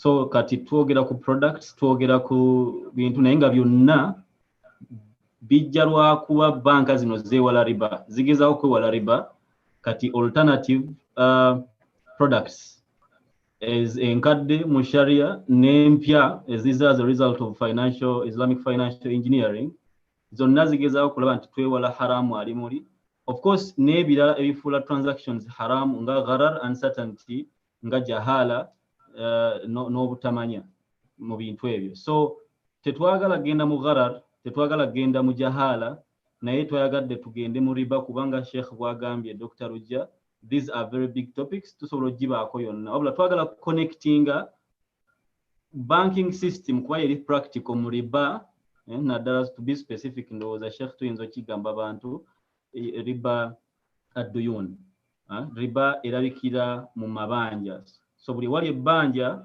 muno n'agamba ojja kwongeramu oba n'osaba kwongeremu oba whatever esigala nga ki riba of course tetwogedde ku riba mu eno session riba gye bayita riba al-buyu eyo yalabikira mu bintu omukaaga ne beba comparingirako qiyas eyingirako biri ebintu omukaaga omuli entende omuli omunnyo omuli shair so riba gye tutakutteeko so ndowooza ababadde beebuuza ebibuuzo bingi mu chat ekyo kiyinza okutuyambako okurapinga up n'oku structuringa discussion ekitwogeza ku Islamic banking ne products Dr. zagenda okutemaatema kuba tetwagala kugwa mu riba duyun oyo abamu gwe basinga okuyita interest newankubadde nga interest component emu ku example zaki za riba so kyetuliko I'm hoping that we have tried to make that clear Sheikh nja kusaba Dr. Rujja Ssebo ogende mu maaso ne products mbasuubiza nti Dr. natera okumaliriza so questions zammwe agenda kuba aziddamu inshallah so soon temweraliikirira inshallah. Naam Sheikh. Yes nga tumaliriza fixed deposit accounts nga bwe twagambye za attracting interest riba kyetwogeddeko akatono riba duyun riba tukwatako mu nsonga eno ya Islamic banking current wasigalawo option ya current accounts and savings account most times especially current accounts mu banka teza attracting interest sente zo gabo zitaddeyo bwozijjayo kubanga they are transactional accounts they are operational accounts naye waliwo obuzibu kyekiri kyogambye nti Islamic banking tajja kujjawo riba yekka sharia teharamisa riba yekka mu Islamic mu conventional banking system obuzibu bwasigala nti riba kati avuddewo naye ani agenda okukozesa ssente zo zino conventional bank bogera mu conventional bank kino kigamba teriyo sekajja kugamba nti current account nti erimu riba taliyo Current account eri mu riba kubanga it's a transactional account, operational account, sente zo nga bw'ozitaddeyo bw'ogenda okuzisanga bw'ogenda okuzijjayo. Naye obuzibu buli ludda wa? Basharia scholars baasiga ne bagamba nti sente zo custodian azisigazza wa conversion. Kati gwe kikyosuubira omusajja wa conversion ng'agula myenge azinvestinga mu haram mu interest mu ki kati kasika akwata sente zo busuubira zikola mu ki. So bona sigala ng'okozesa conventional banking tulokubanga nze yange operational account, current account nze seewola naye current account gye nnina yo terina buzibu oba nina ssomero lye operating school in Uganda kansigale nga nkyamukozesa current account. Obuzibu obuliwo mu current account buli nti sente zo zigenda kusupportinga okudevelopinga haram. Wataawanu ala albirri wattaqwa wala taawanu ala alithmi waludwan. Sente zino bagenda zikozesa okubeera nti badevelopinga industry ya conventional banking ne industry ya haram. Kuba kuwa interest wo manya balembe kuwa interest by the way tekibana kibi nnyo kubanga ezo nyinzi ekifo kya kuwa interest ate bazikozesa ne badevelopinga mu ebintu bya haram birala. So that's why at this point in time, in fact it is timely in Uganda, the establishment and the introduction of Islamic banking system has been timely. Why? Because in Uganda, look at people elsewhere in the world. Even in Uganda, people have adopted Sharia in fashions. Fashions, people have adopted Sharia in foods industry, foods and beverages. But again, you Sharia, toli nkafu, mtachitegera mawuni. Ganti eyo nkafu, naduka, nagama sija kujiria. Obumusiramu yenna mu Uganda, netali Uganda, naddala Malaysia, after Saudi Arabia ndoza jensinga okumanya Malaysia. Emadale Malaysia, bategeera nnyo halal industry foods. Era bafaayo nnyo, they are very keen. Ne mu Uganda, katukomeo mu Uganda. Ne mu Uganda, people are very keen obutalya nkafu. They are very keen on beverages, foods, attires, fashions, what. Naye tebafaayo ku maali zaabwe emaali. Ngayo kugambye nti sizze ku walimu naye hadisi ogimanyi bulungi nnyo egamba nti lan tazuula qadama abdin yawma alqiyama, omuntu omwanadamu tagenda kuva mu bbaliro okujjako nga abuziddwa ku bintu bisatu. Walimu an arba'in biringa bintu bisatu babina. Mulimu amaalihi min aina katasabahu wa fima anfaqa. Emaali wagijja luddawa era wagisaasaanya otya. So kikulu nnyo okubeera nti sente zo ofuba nnyo okulaba nti ezidevelopinga industry ya haram. So Islamic banking system okujja netuleta alternative tubeere nga tukozesa sente zino tuzimobilizing deposits nga tuzijja mu bantu tuyita mu products zino era banks ezisinga obungi ezikola mu Uganda nga business current account oba current accounts zino kangambe current accounts. Current accounts banks zinaming products, zina propaganda mungi, oba zina marketing language mungi. This account nga 15 products nga 50 ninga ekintu kyekimu aleeta ayala kutega bakasitoma n'akiyita kino n'akiyita kiri omulomula n'akiyita kino n'akyusa erinnya ninga bakola ekintu kyekimu. Kakati katugeneralize tugambe current accounts zonna tugenda kuba ne alternative eyo era tugenda mukola mu topical bank Islamic banking window. In fact, what we have done in our Islamic banking window is to provide an alternative to the existing haram, existing conventional system. This is what Dr. Hafiz said. He said that there is nothing which is haram unless Allah, I don't recall very well, unless that Allah subhanahu wa ta'ala has put a solution or an alternative. In fact, bunagendewa katonda toyinza mugamba nti katonda zinakola kino ekiri haram. Lwaki kuba tewaliwo kiri halal nga kikifaanana tekiriyo munsi. Teri kintu kiri haram okujjako nga katonda yatondayo ekintu kiri halal nga alternative. So kyetukola mu Islamic window tulese products zetulina mu conventional ne tuzireplicating mu Islamic with the intention, our intention is to provide and to show the world the beauty of Islam, to show the world that Islam has solutions. By the way, nabadde ku Facebook, social media kuno, nindabako akagundi kajjoku munubira ku social media ngakugamba nti abasiraamu balinda bali balesimanya yakapostinzeeko abasiraamu balinda COVID-19. COVID-19 agwewo eddagala lye vaccine bagivumbulidde yonna bajje batusomera aya za Quran nti mulaba ne Quran eyo yogera dda ku COVID-19 vaccine nga bwe enkola yaabwe. It was a challenge to us. Me, I sat down and I pondered about it.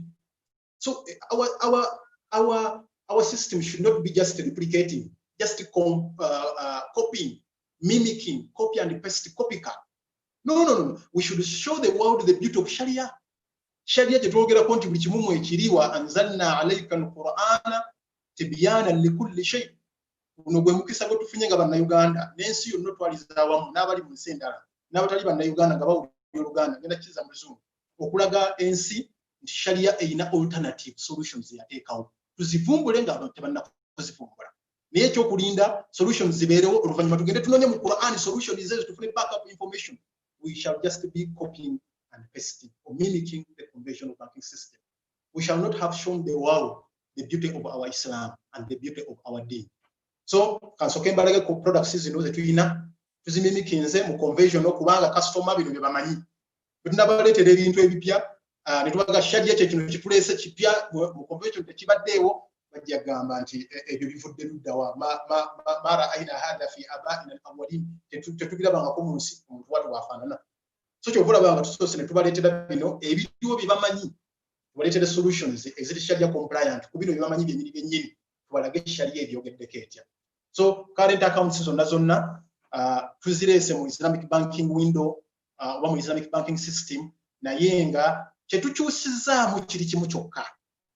Era bannange kino kyensaba bakasitoma baffe bonna wogenze wonna ng'olina oba tropical bank oba banki endala yonna gy'oyingiddemu ne bakuwa product ng'efaana features ezisinga obunyiga zifaanagana ne catalogue eri ya conventional banking ogambirawo nti ekyo kiri haramu. Okusinza gye twavudde bagambye nti al-aslu fi al-muamalat al-hillu wal-ibaha.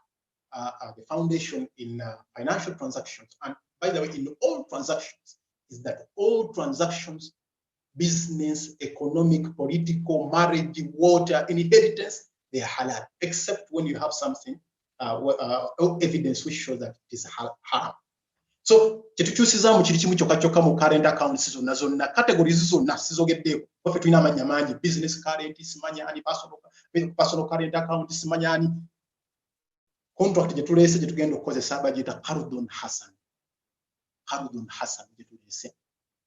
Qardun hasan kyo kirireetinze nti customer ono aleeta ssente tazirinaako mugaso kaakati tusitwale nti azuula banka tukitwale nti azuula banka naye qardun is hasan nga sheekhu yasomye aya nti man dha alladhi yuqridu allaha qardan hasana fayudha'ifahu lahu adha'afan kathira.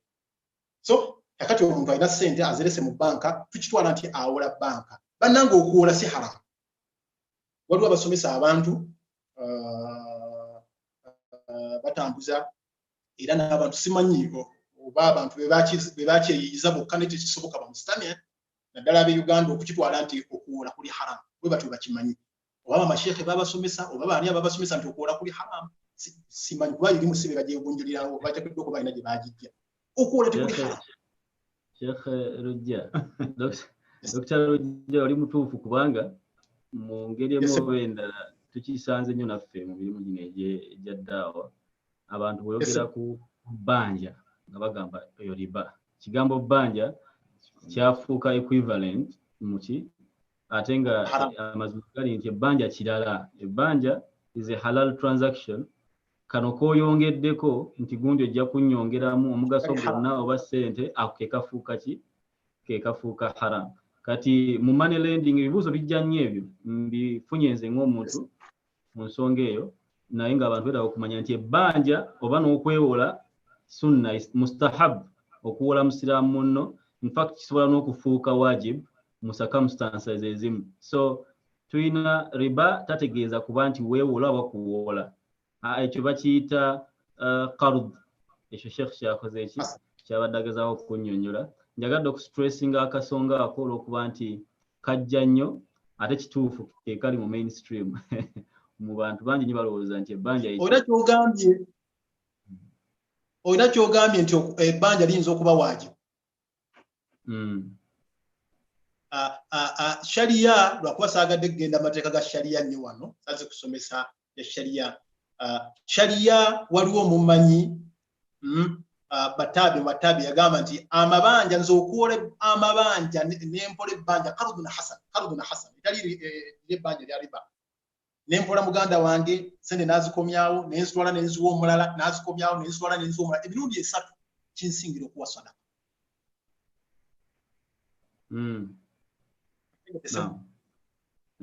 okugamba nempola oli nazikomya kuba sente zino bwenzimuwola aba responsible enough okusinga oli gwowadde obuwi agenda agula enkoko abadde talya nnyama agenda kutukira ku nkota ya ttuntu kubanga amanyi afunye sente z'obwe bamuwadde naye gwe okujja n'ogamba nti anze zange sigenda kuwa olina emikono okola lwaki togenda mu kyalo naawe n'olima ngenda kuwola oyagala miliyoni oyagala mitwalo 5 muganda omusiraamu muyambe mugambe ngenda kuwa obukadde 2 ogenda kukola bizinesi bweti bagikola bwe bati naye njagala ozikomyewo mu bbanga bweri era bw'atazikomyawo sente ezo tolowooza nti bye bino byogamba nti alemezi amateeka ga sharia galamula gwoli sheekh galamula googera ku almadinu almumatin omuntu eyeewoze naye nga almumatin ng'asobola okuzza naye n'alyaza amaanya basahaba baalinga bamuteeka mu sijini bamuteeka mu kkomera ne bamubonereza in fact yuhillu iqabuhu gamba wa iruduhu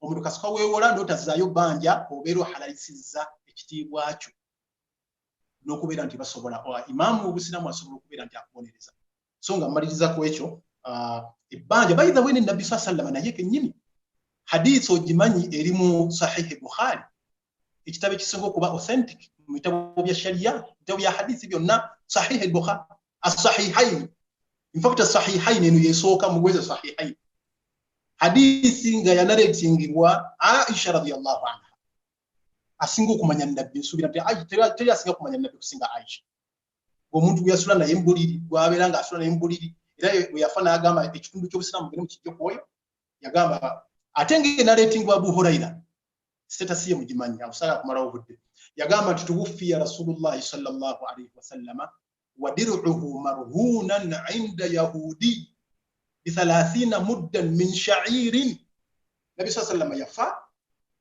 nga asinze obanga ataddeyo engabo ye ew'omusajja omuyahudi nga yeewozeeyo 30 mudda min sha'ir tugambe kilo nga 15 ez'obuwungu yayita bulina naye teyeewola ku Abubakari teyeewola ku Umar teyeewola ku Uthmani abaali abagagga abaali Abdurrahman abaali balina enzizi yagenda waatali musiraamu. All those examples, even that example specifically is the evidence to you Muslims. Evidence, especially for Islamic banking industry, which has just come. Islamic banking can be championed by a non-Muslim. If you enter in the bank and you find a CEO who is not a Muslim, it is acceptable. We are allowed as Islamic banks, we are allowed in Sharia to lend to non-Muslims, to receive from non-Muslims, even to receive, to accept placements from conventional banking. By the way, conventional banking system. Tuzikirizibwa kuleta neziplacinga naffe mu interbank money market. Tuzikirizibwa. Obana ogenda okukola istithmar, ogenda okukola ebyokutunda no kugamba nga pulling up resources ne tukola investment. Nga ffe tuzimanage nga ffe aba Islamic. Kuba ffe tumanya amateeka ga sharia nga bagamba naye ate ffe tukirizibwa kuteeka sente zaffe tuziplacinga mu haram. Kubanga bayinza okukozesa mu riba. So aka comment njagadde nakuba members bakatwale nti loan tekiri haram omusiraamu kuba Nabi sallallahu alaihi wasallam naye yafa nga asinze engabo ye ow'omusajja omuyahudi atali musiraamu nga yeewoze saate nga nabbi y'omu seeko ojja kunsonyiwa Sheikh yamaliriza ku riba niyo tunamaliriza ku kino ne products ne tuzogerako naye ngenda zisamalizinga katono nnyo nabbi y'omu baleeta omusajja okumusaalira ku mulembe gwe ne bamusaba bamusaalire Nabbi n'abuuza akaana lahu dayin oyo musajja afudde alina ebbanja ne bamugamba nti alina dinaari emu tagisasula wallahi afudde teyagisasula n'abagamba sallu li akhikum mugende musaalire muganda wammwe oyo sisobola musaalira kuba yalina ebbanja nabbi ye yafa nga abangibwa naye aganye okusaalira so ebigambo ebyo aljamu tubigatta tutya oli omusajja oba oli awo yafa nga dinaari ey'emu yagyewola nga talina koratu talina security kyovola banga yagano musalira wallahi musajja yamala kuvaayo omukuba sahaba nabbi namugamba nti alayya dainuhum gendo musalira ngina kusasula dinari yeyemu yeba mubanja nabbi nalyoka namusalira kati yalina kola ero awo tujjawo ki tujjawo nti ogenda mu banka okwewola ye banka kyegenda okula tulina security mu contemporary world bagambye riba in the contemporary world ani agenda okuwa sente nga sirina backup oba for a position sirina teri ayinza kuwa sente so okwewola nga tolina collateral nga tolina security kiri haram Allah kyagamba mu Quran wa in kuntum ala safarin walam tajidu katiban farihanun maqbuda bannanga abantu abagamba abantu nti okwewola kuli haram aya esengayo obunene mu Quran eyogera ku dayini ayatul mudaya ya ayyuhalladhina amanu ya ayyuhalladhina amanu second example katono idha tadayantum bidaynin ila ajalin musamman faktubu up to the end of the verse. That is the longest verse in the Quran. Ma yali, then a verse which comes after that is wa in kuntum ala safari wa lam tajidu katiban farihan maqbuda. So the Prophet died when he had lent out his shield, when he had borrowed money from a non-Muslim, that is a Jew, but he had security, but the other guy didn't have security. So yesoka qardun hasan itugenda okukozesa mu current account. Tuyina fixed deposit accounts zonna is intending for saving or is it intending for fixing and investment. Bigambe bibiri, saving and investment. Saving and investment. Accounts zonna is that tunulira saving is that genderera saving a cent okutereka oba okuinvesting a cent. Okuinvesting kitegeeza istismar okola ki kusiga okuzaaza okusiga account zonna zitaina intention ezo bbiri tukozesa tugenda kukozesa contract ya sharia etibwa qardun hasan. Qardun hasan Sheikh Ayad yabasomedde man alladhi yuqridu Allah qardan hasanan fayudha'ifahu lahu. Kati ogenda kuwola banka goyina sente gwe mugagga ojole banka naye banka wetunakozesa account gundi contract yeyo tetugenda kuba na obligation mu banka kuwa anything in the increment of your principal money. Sente zolese zotadde mu banka tugambe milioni emu nezimala mu mwezi gumu, of course tugenda zikozesa sente ezo naye contract gye wachuzinga yali ya qard. Contract yeyo tetukkiriza kuwa kintu kyonna twagambye kullu qardin jarra naf'an fa huwa riba. So tetukkirizibwa amateeka ga sharia kuwa anything in excess. By the way, let me clarify this. Anything in excess which is contractual tetujja kukikuwa. Kibeera kitegeeza kiboteekayo milioni emu ojja kusangayo milioni contractual. But because we are operating in the industry, the current environment, tetuyinza kugidduka abantu mugimanyi. Ate abantu betwogerera mu bantu nga bwe twagambye nti abasiraamu bategeera nnyo halali fashion, bategeera nnyo halali food. Olwaliro omusanga mu halali fashion lwakutaano, enkya n'omusanga ku lwomukaaga agenda ku beach. Awo sijja kugenda waawo agendayo afaanana atya yabadde mu halali fashion ku lwokutaano. Be bantu betwoperatingiramu. So kati kujja kudda olowooze nti buli omu ebigamba ajja kubitegeera nga bw'obirowooza aya za Qur'ani nti ategeera Katonda nga bw'omulowooza. Si bwe kiri. Saate nga mu banka tuliwo okukola business. Tulina ba shareholders abaatuwa ssente. Balina targets ze baatuteekako. Tomubuulira nti nze ndiseeka ndiwe Madiina nze ndiseeka nze nkulira sharia. Bw'ota performing bw'otaleeta numbers tokola. Akujjawo n'aleeta manager omulala n'aleeta head omulala agenda okumuleetera numbers. So we are operating in an industry ey'abantu olwaleero ng'abeera halali. Enchanga abeera likirala kitali halal olwomukaaga agenda ku beach. So how we shall operate, we shall give you at our own discretion. I should emphasize this. At our own discretion, bank discretion, not contractual. Tetuyina ndagaano naawe tujja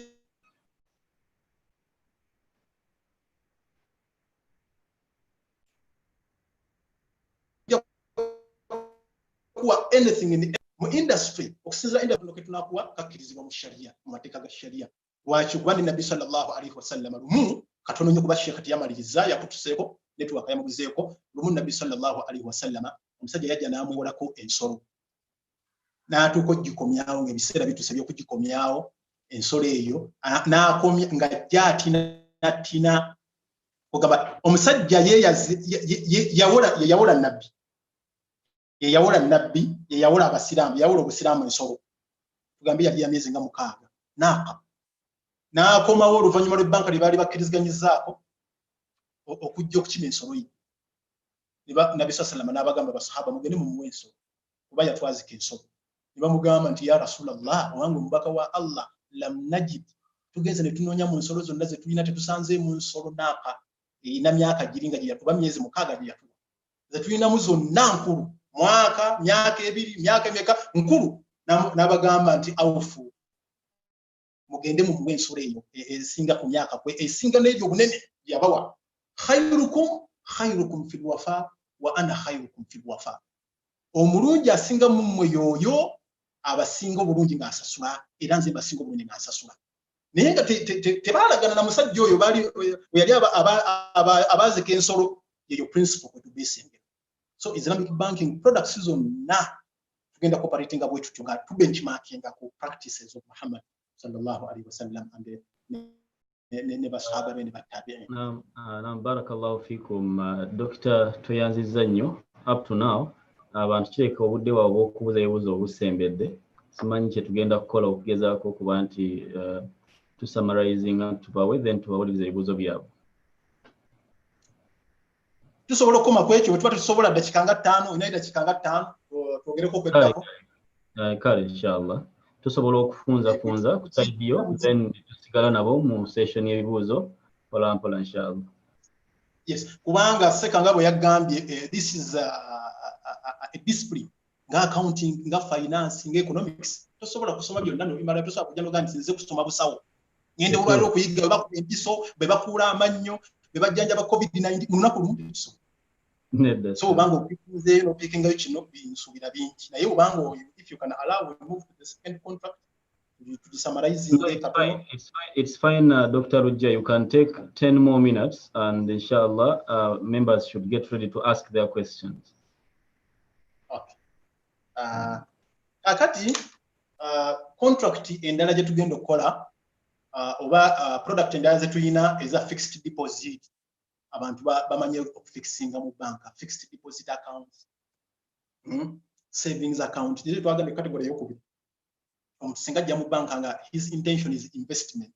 By the way, the new paradigm which has come in the banking system, Islamic banking beauty gye yaleese mu Uganda abantu bagenda kulaba the new category of account, deposit mobilization account side, the liability side of the balance sheet bagenda kulaba investment accounts.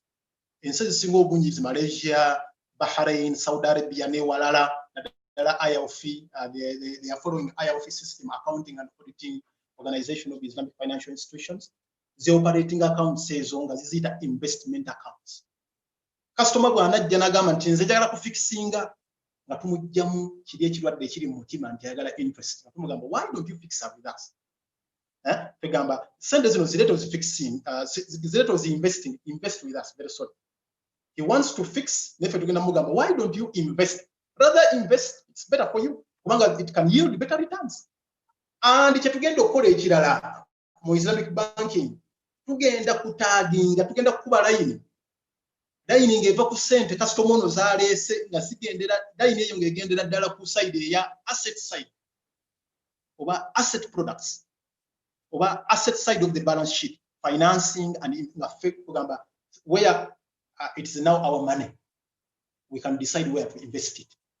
Now kati tutaginga sente zino customer alese million emu, of course tulina customer bangi tulina customer, for example tulina Tropical Bank over 50,000 customers, Muslim customers and non-Muslims. We are thanking you and we are looking for more. Okay, kakati tulina aba customer emitwalo ng'etaano baagala kwewola n'abalala emitwalo 5 bajja kuteekayo basimbira ne bateekayo buli omu alese million emu kyatega tulina sente nyingi genda zikola tukole pool tugende tuzinvesting. Kati bali be tunaziwa kati bano balese ku depositinga bali be tunaziwa abazze okwewola tugenda nabo kuyingira nabo mu ndagaano kuba tugenda kukozesa contract eya mudaraba bwe twakozesa qardun hasan wano tugenda kukozesa mudaraba wa akharuna yadribuna fil ard yabtaguna min fadlillah mudaraba mu dakika ezo simanyi tunansasire naye katono nnyo kitegeeza kitegeeza passive partnership oba profit sharing system. Profit, not profit and loss, PLS. Eyo bagita musharaka. Musharaka, that is active partnership or profit and loss sharing. Na yeno jenjogera kuje tugenda okukozesa bagita mudaraba. It is only profit sharing. Mudaraba kitegeeza gorese sente gora bulman we finance ina sente. Uzirete noziteka mu bank. Banka egenda kulanga entrepreneur. Entrepreneur kitegeeza agenda okukozesa sente.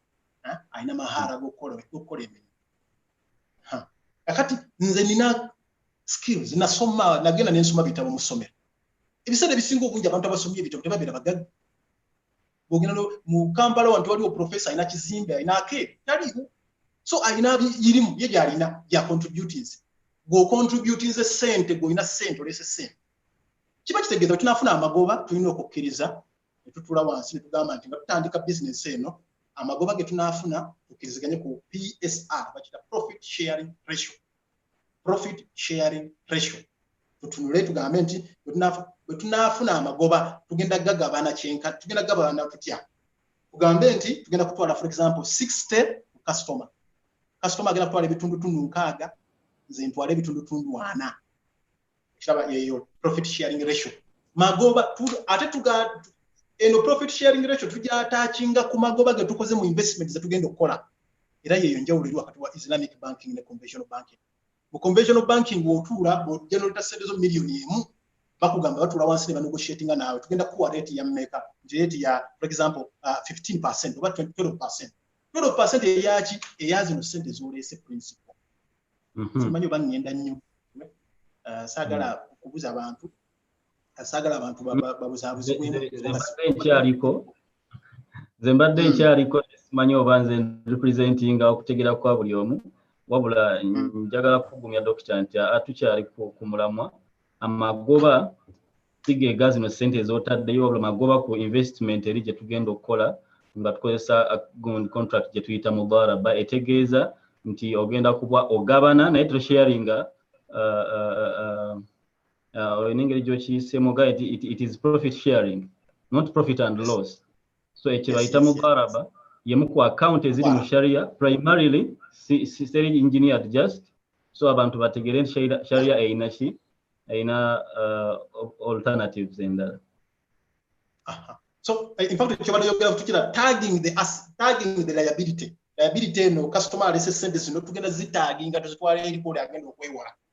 Era return ye genda kusinziira sente ze tugenda okuwona eno profit sharing ratio yetwogeddeko 60% ne 40%. Eyo teri ku zino sente zalese nga mu conventional banking. Wow, kiba haram. You have interest. Yeah, eno return in 60 to 40%. It tagged on the investment. On the asset. Yeah. So people can assured until that there is nothing haram in my contract, but again of course it's now. Yes. Kubanga era tugenda tula wansi butuna amalo kukiziganya ku profit sharing ratio customer alite senda ziteke mbwa kubanga tulina ebintu biri technical nnyo ebugambye olusi mbasagala kubiyingira mu kugenda wala kubanga irimu ekizibu kyayo oyogera ebintu ebingi abantu babitegeera ate abantu abamu otabitegeera bakugamba kiyinza okuleeta obuzibu ate ne batuduka katenga ba customer abafe twagala babeere nga bategeera kimu ku kimu kubeno dini yaabwe kusinza niwankubadde nga baleta sente kugula wa account kuteeka sente zaabwe mu account mu banka it is business naye business banage ibada business ibada olina okutegeera ki kyoteekamu sente zo zigenda kukola ki zigenda kuza return zitya bazinvestinga ludda wa ebyo nabyo nabyo bitegeera so accounts eza fixed deposit ezibadde mu conventional mu Islamic tugenda zifula investment account ezibadde za savings nazo tugenda kuzifula ki tugenda kuzifula investment says abantu tebatiya tebagamba nti esente zaffe zigenda kufa kyembaddeko point wali eri woyingiriddemu mbadde nkugamba bwe tukola amagoba tugabana amagoba okusinziira ku eno profit sharing ratio gye twayogeddeko gye twakiriziganyizaako example gye twawadde yabadde ya 60% to customer, 40% to the bank. Bwe tukola loss, bwe tufiirwa ssente zino ze tugenze okuteekamu ssente, customer n'atazizza mu biwulya mu Uganda bibamba. Abantu ne beewola ne bataza. Ng'abasinga obungi, wrong perception bannaye mu tusonyiwe. Abasinga obungi balowooza ssente za Islamic banking zigenda kuba za bwereere. Ssente za Islamic banking zavudde wabweru, Saudi Arabia gye muli basheekh eriyo abeeyo. Wali abawarabu abasindise ssente wano Uganda ne ziyita mu tropical banka y'abasiraamu bagenda zituwa. Tuzitwale tuzikomyewo bukolokolo nga bwe twazitwala. Ekyo kye bamanyi abasinga obungi. Naye ssente zino ndoza nkujjidde n'enkulaga wa gye nvudde ero n'okutuuka awo. Ssente zino ze tukuwadde zigenda kubanga tuziwa customer ono tumuddize principal ye ekisookera ddala ya depositinga osiza. Ekyokubiri tumuwe ne return ke twamusuubiza nti 60% of the profit ye tufunye mu investment eyo. So kyokulaba nga kiba clear. By the way, kiba na sharia compliant bulungi. Customer bw'anajja mu Islamic bank ne yeewolamu ssente n'atazizza nga sharia bw'egamba nti dainul mumatil dhulmun yahillu iqabuhu wa irduhu. Omuntu yenna yeewoze ssente buba buli n'atazizza saate ng'asobola buba buli az'amaanyi.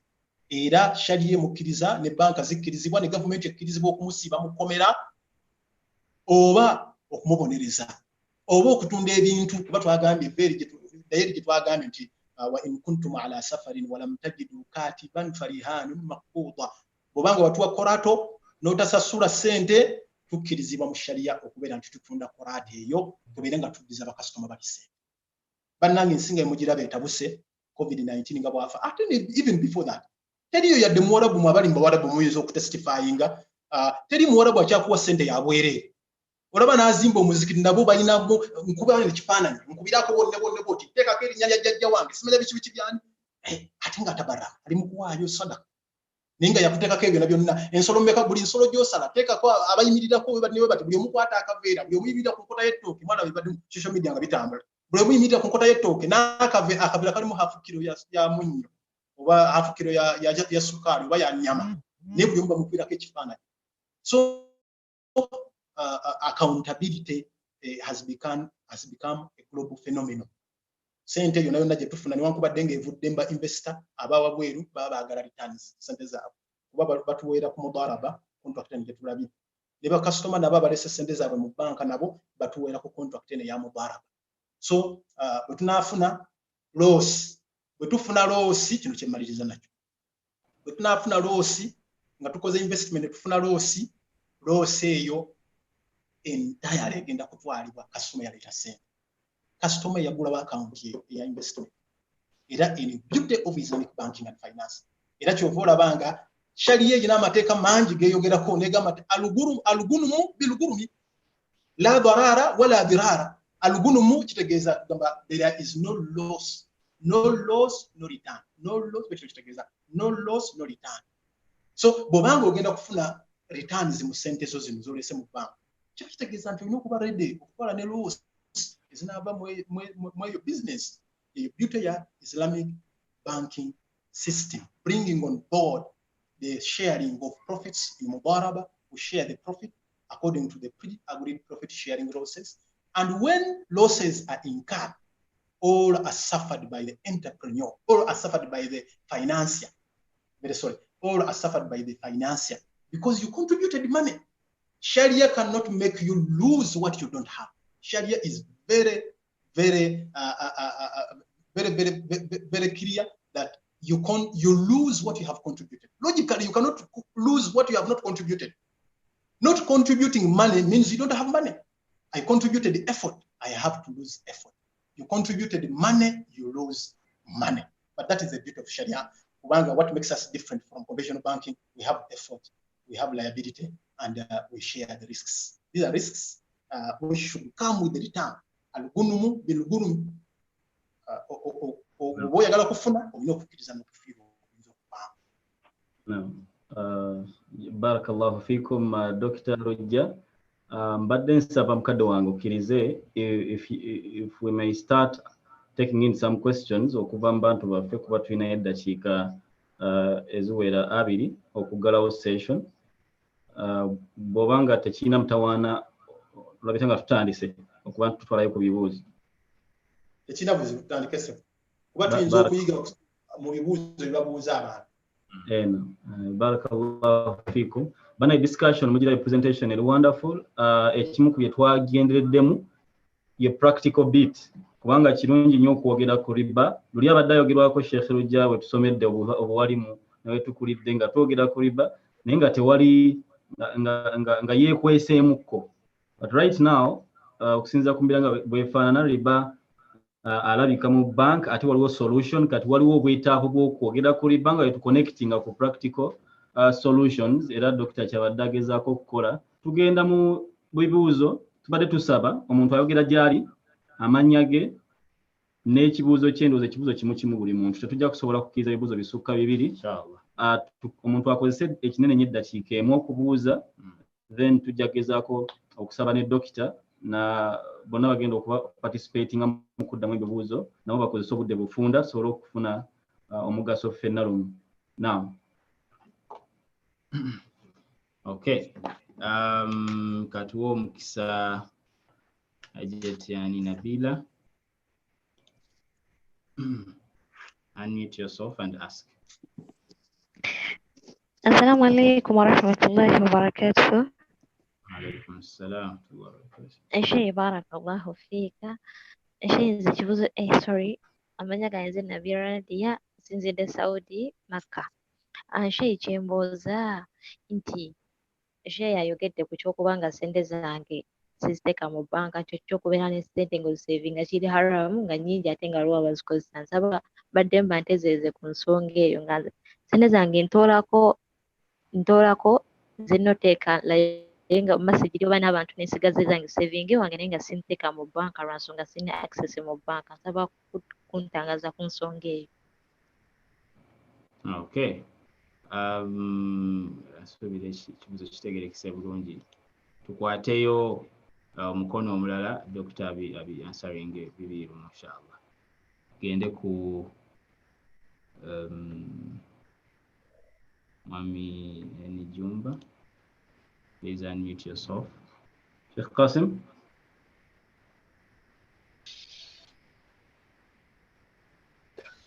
Assalamu alaikum warahmatullahi wabarakatuh. Alaikum salam. Dr. Toyanziza nnyo ssebo presentation eyo ebadde ennungi bwetyo. Kantuukire ku kibuuzo amanya nze Jumba Qasim ansinzidde wano mu USA, Boston. Ekibuuzo kyange kigamba nti bwe mba nga nina business nga ya Western Union oba MoneyGram oba any other way of sending money naye nga kantu ako nze nakatandika naye ng'omuntu bw'ajja okusindika sente of course kubeerako charges eza najjayo e Uganda bamusalako receiving and withdrawing. Sebo mba mu riba oba ekibuuzo ekyo. Okay. Twale bibiri. Yeah, so Okay, sure. Now, Dr. Kwali. Yes, sir. Naam, Dr. ebibuuzo abadde obinotinze wansi awo mwakyala Nadia yali Saudi abadde agamba wayogedde ku savinga sente mu nju nga kulinamu ku mitawaana naye ate ne banka abadde tewali ziri halal kakati omuntu akola atya okuzitereka ewaka tekikkirizibwa ate n'okuzitereka mu banka kale ayagadde oyogere ku nsonga eyo mu bufunze. Okay, nagambye okukipinga sente sigambye nti olina zireeta mu banka wabula aya eri gye ndakonectinze nayo alladhina yaknizuna adh-dhahaba wal-fidda wala yunfiqunaha fi sabilillah. Okitegeera nagambye nti tugambe olina miliyoni 1 kati ng'ono mukozi akola Saudi Arabia esente zino bamusasula buli mwezi tugambe nti mukozi bamusasula buli mwezi natereka naweza miliyoni naweza miliyoni 10 naweza miliyoni azituma butumya egamba oba kubanga tugamba sente is a factor of production. Factors of production mu economics bano wali bagamba nti ebintu subhanallah manyo Uganda luzibu teruli technical nnyo terunayigira mu science kunnyonnyola bintu byanfuna bya science naye factors of production people know land, labor and capital. Capital is a cent ezo katenga zolina kati sente zisobola okuba nti gwe nga olabye waliwo tugambye nti nojja noba rabbul mal n'oziteeka mu banka neefuuka mu bwaribu oba entrepreneur n'ozinvestinga kubanga ziba zigenda gasa community society. Kakati naawe gwali Saudi Arabia bw'obanga oyina sente nga buli zibakusasula ng'ozitereka buteresi wansi wa piro nze singa ozimpeereza wano e Kampala n'oziwayalinga n'oziteeka mu banka okay toziwanze gamba nti ziteeke mu banka we nagamba lujjo jaga nti musajja ze alina kyanoonya ziteeke mu banka ng'oziwayalinga buli ozifuna bwesi ng'oziwayalinga ezo sente bannayuganda bagenda zikozesa abannayuganda bali genuine bagenda zikwa kuba goyinza okubanga wagende Saudi Arabia wakumalayo myaka 5 ng'okola n'emyaka 5 olaba resources zotaddawo ziri idle keeping resources idle by the way not even science yinyi takikkiriza science kugamba keeping idle resources Allah yakola resources kubirenga abantu bazifunamu emigaso abantu babirenga bazifunamu emigaso kyekiki nagambye ni'amu za Katonda yakola ni'amu zibirenga zisansana mu bantu. So si banka yokka wabula ni wankuba ni obanga oyinayo gwosobola oziweereza Uganda n'abanga asobola ekitali kyamu n'abanga asobola zikozesa wonagire Uganda nga millions zoba 15 oba 50 ezakubala Saudi Arabia ng'azikuwa ekitali kyangu mu Uganda wetwogerera wano kyovola banga kati waliwo banking system in fact banking it means financial intermediation kati goli Saudi Arabia abali Uganda tobeesiga naye ate waliwo banka tropical bank emanyiddwa mu Uganda emyaka 48 nga wali mu Uganda ebaddewo ebbanga lyonna tesobola kudduka onaateekamu sente zo zino ne bali abaagala okwewola bagenda zijja yo tropical bank egenda twala obuvunaanyizibwa erabe nti eziwa bali genuine waliwo abantu wano nga bali genuine naye nga tebaagala kuba genuine sente ne bazitwala ne batazizza kati yo tropical bank erina mechanisms ezibajjako oba government ya Uganda oba we are regulated by Bank of Uganda. Government ya Uganda ina mechanisms ejja ku bantu sente nga bazeewola ne batazissa ezo mechanisms we ziri wane so kiba beta okusinga okuteeka sente n'ozikuuma waka n'ozikuuma abantu bagira nga tebazifunye mu mugaso so naawe kenyini oyinza okuba wedinayinze kuba omanyi money kugamba nga twagambye factor of production is an asset which loses value wotereka million wayita omwaka gumu. In fact, bagamba economics, a shilling today is not worth a shilling tomorrow. Just tomorrow. Nato kiri kitagwa abadde Saudi Arabia myaka 5. So, mbadde njagala biriretinga logically kuba nti n'ekirala kiri kye nayogeddeko oyinza kiyunga ne kino ekyogamba nti waliwo sahaba oba tabi'i yagamba nze okuwola qardan hasana emirundi 3 kinsingira okusaddaaka.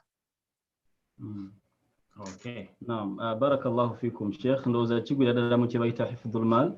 Obusiraamu butukubiriza okukuuma sente tuzikuuma nga tuzireka ne zikola. N'ekirala hadithu weeri egamba nti waliwo omuntu emirundi 2 kasadaqatin marra abanga afuna empera z'okuba nti asaddaase sente zimu zennyini ez'omulundi gumu so nga ate akyazirina. So ndowooza Hajat okitegedde bulungi nti akasente ko mu kifo ky'okatereka okateekayo n'enniya y'okuba nti kayamba ku bantu balina obwetaavu naye ng'ate already kali olina garanti nti ojja kukasigaza. Mwami Jumba, Sheikh Jumba ali USA yabadde agamba nti waliwo akasente akali ku transfer charges eziri ku ki eza withdraw ne transfer naye riba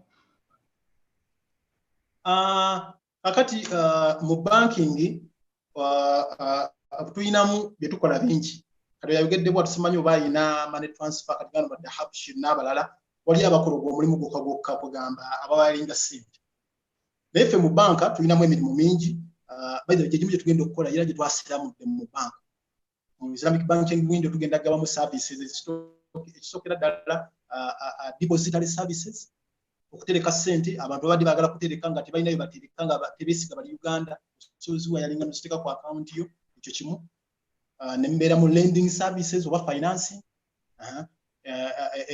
financing abantu tugenda bawa sente zo zoterese tuzibe bazikozese oba investment bagende babere nga bazinvestinga tukole standard gauge. Waliwo projects nyingi eziri mu Uganda ezitaaga okufundinga naye nga government yali short of funds Government tukyali babumanyi ensi yaffe gye muva. Government ekyali njavu. Owulira million 5 omuntu ne zimukozesa ekigambo ekyewunyisa ensi yonna. Sente mu Uganda temuli. So let Islamic banking be a channel of developing our economy. Tulage Uganda era tugenda kuyamba ku government okuraisinga Islamic bonds. Islamic bonds tutegeeza tujje tugambe tugenda kutambula kyokola kinagambye nti twagala tukolagana ne bannaffe abazi banks endala bano bakulewo tulobinge government tukigambe we have an alternative okola projects za mu government naye nga tukozesa sharia compliant funds zino zetulina abantu bano abagala okuinvestinga zetuyita sovereign sukuks oba sovereign bonds. Sovereign bonds kitegeeza okuinvestinga mu projects eza government. Ekyo kyakubira investment. Ekyokusatu tulinayo auxiliary services like money transfer ngezo zayogeddeko, services like paying water bills, electricity bills, n'ebirala byonna services ziri mu banka tugenda kubeera tuzigawo. Naye tulina contract gye tugenda okukozesa kubanga kati eno product yentuttaate iwase zimu ku products ezisembayo. Contract gye tugenda okukozesa tugiyita ujura. Ujira kugamba omuntu wona agenda n'okola a service naye ne bakuchargingayo ne bakujjako ka charge. What services zirina administrative fees, zirina omusolo gwa government, waliwo bintu bingi nnyo, insurance biki byani, buli deposit gyompa mu bank insuring. That is a cost. So nkuchargingayo nkuchargingayo kagundi ka fee, ka service fee. Eyo tebera riba ebeera mu kuwola naye wano transferringa sente ziva UK zijja Uganda. Zene nkugamba nti sente ngenda kuteeka ku kago oba ngenda kuchanolinga ngenda kukola TT telegraphic transfer ngenda okukola mu bank. Kati okola buli transaction gy'okola mu bank, buli pesa lyonyiga mu bank nga umanyi banking is banking, whether Islamic or conventional, it is still banking. And it is based on the tenets and principles Sheikh zayogeddeko mujja kunsonyiwa is a capitalism. Capitalism teri buli kyenkola kyonna nina okukikucharginga. Lwaki? Najja kukola sente nina okufuna sente. So principles kutambulira eyo ebeera service charge. Charges ezo zikkirizibwa okuba nzichargingako. Naye nga ziri regulated. Ffe kyetugenda okukola tugenda ku submittinga, tulina product profile gyetukola, profiling that product, tugitwale mu Sharia Advisory Board, tugirage Sharia Advisory Board how we are going to execute that charge. Tugicharginga tutya, rates zimiridde zitya, biki bya baendosinge batikusta. So yenjawulo egyo tulina abantu gye balina okwegendereza. Saagala kugulawo mulyango kugamba nti buli service charge eri halal. Abantu bajja kubuuza ebibuuzo bangi bakugambe nti ate zino charge z'okuwola ku mobile money neewolako simanya sente, samanya siinako airtime neewolako nenzizaayo oluvannyuma charge ye eri tetebera biba. Esingiddeyo naye products zino however simple it is tulina ozikola oziprofilinga tutwale mu Sharia Advisory Board reviewing. Nga Sheikh bakugambye abo buli kintu kikolebwa mu Islamic banking era mu maali tulina maqasidu sharia azitugoberera kati nga hifdhul mal. Sharia Advisory Board ya custodian yokukakasa nti buli muamala gwe tukola buli sharia compliant. Era buli akikola yena ekyo ky'okucharginga service charge oba MTN oba Walid. Kati MTN alina okufuna Sharia Advisory Board oba Sharia advisor aba advising ababulire oba charge eri halal oba haram. Sheikh, barakallahu fikum. Tugenda kukwatayo emikono emirala, tusigaze eddakiika ntono ddala kuba abantu badduka curfew ate abalala bangi badduka kusanga magharibi. Tufuneyo emikono nga gijjo inshallah Sheikh Mohsen. Naye ndowooza tugenda kukozesera nga bwe tukoze oyogera gy'oli n'amanyago n'ekibuuzo kyo, ekibuuzo kimu kyokka. Tujja kusaba ne dokita naye mu kuddamu abeere nga afunza abantu bafune omukisa inshallah okuba nti bawulirwa. Naam. Okay. Abali ku social media ebibuuzo byammwe nammwe tubifuna inshallah. We are going to try to attend to them. Mwami Ahmed.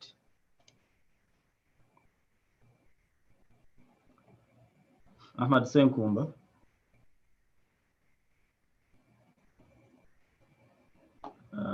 Okay. Obato nabakuba kati tugende ku mwami Sister Naima. Yes.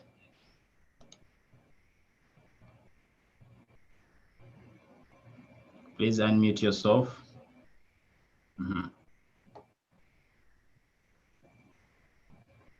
You can ask.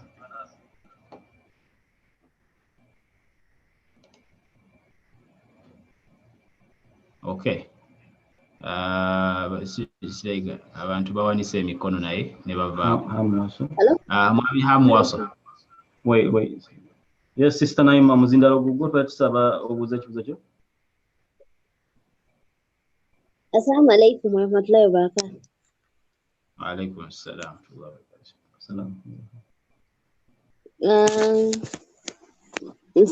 Amanya Naima nga nvudde Uganda.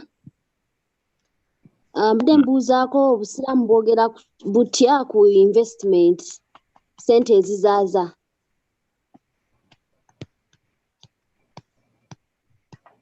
Okay. Tukwate omukono omulala then tugatteko ekibuuzo kimu ndowooza ku social media. Mwami is it Mchala ndowooza Nakachwa? Can you please unmute yourself? Assalamu alaikum wa rahmatullahi wa barakatuh. Erinnya nze Hajat Nabachwa bit Kolo nkubidde kuva Kampala wano Uganda.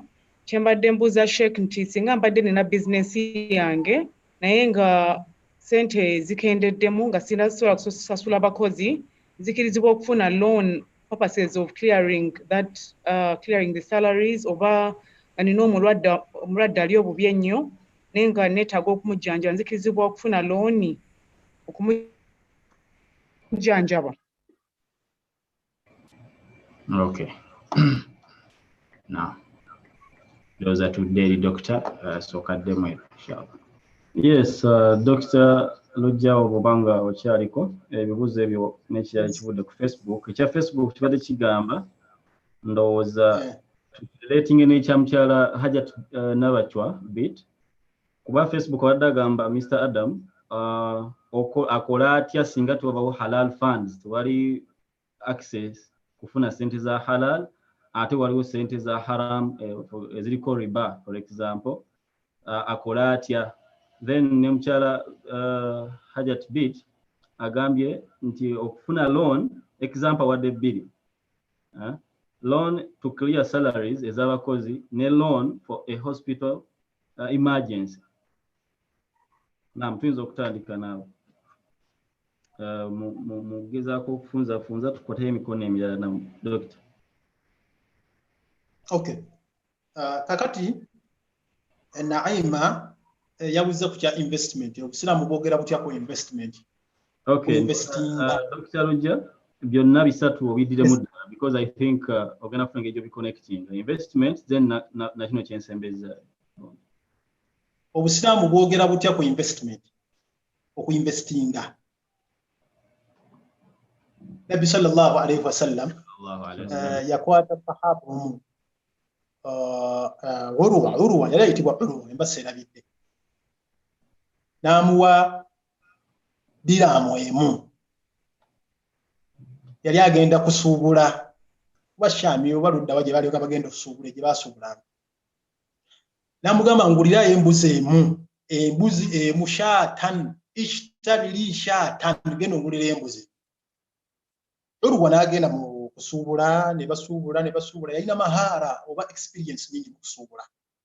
Ekyo bulaba tugenda concentrating nnyo mu kusomesa abantu ebintu by'okusuubula lwakubanga lwaki tutandikidde mu irimu naye tugenda kusomesa abantu bakola batya kuba tekikola amakulu kuwa sente ne zikufaako ate ne tujja ne tukutwala mu mateeka ne tukutwala mu kooti ate tukusomesezza tulina okusomesa yo service tugirina mu Islamic banking financial literacy. Urwa yagula mu butuufu bwe yagenda mu kkubo bwe yagenda okugula yalina negotiation language. Waliwo abantu abamanyi okutunda ku negotiating okulamuza n'okugula nabeero n'abamu nga tebamanyi ebimu bimanyi mu bisinga obimanyi naddala abakyala. Yagula embuzi bbiri mu kifo ky'embuzi emu mu dinaali emu gye baamuwadde.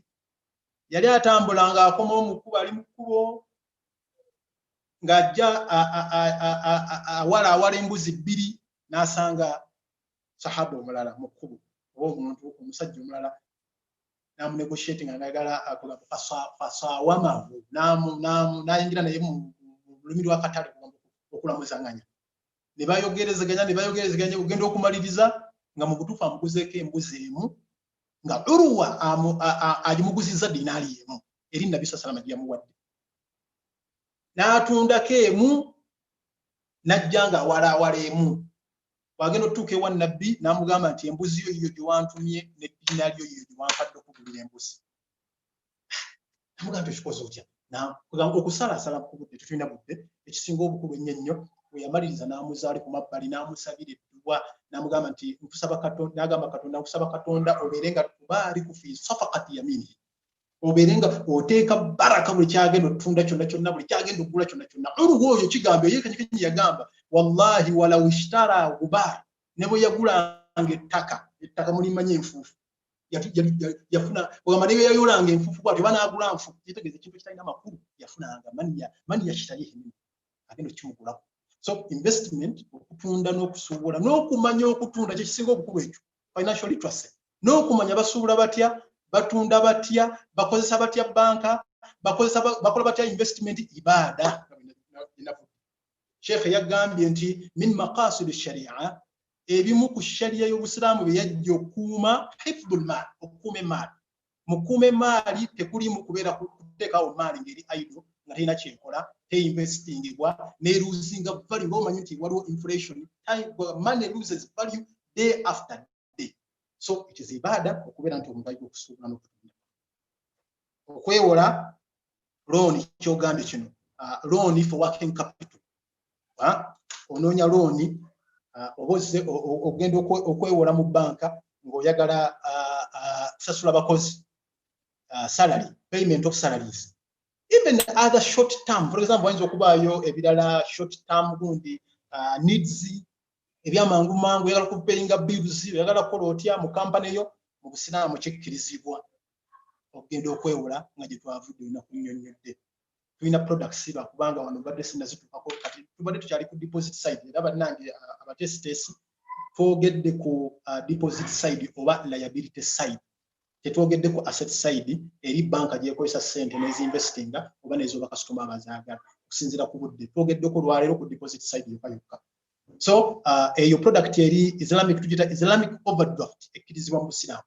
Islamic overdraft where we give you money for short term needs like working capital ya mangu sente kutono oba kupayinga salaries nga bwogambye kupayinga bills nga bwogambye sente nga si nnyingi nnyo ziryanga si loan etayitibwa loan ekyo gye kiri ekyokubeera nti tulina Islamic overdraft. Kyentegeddemu abantu ndowooza nti bayinza okukwata obubiseeka. Sheikh ayogera ku bintu ebiri Islamic ebiri halal.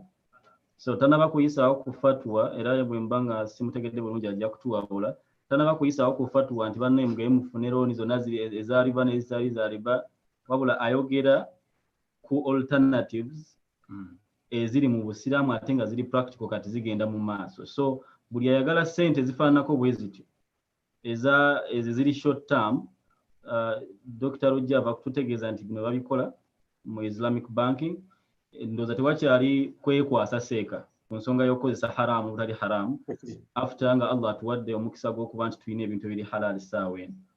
Yes sir.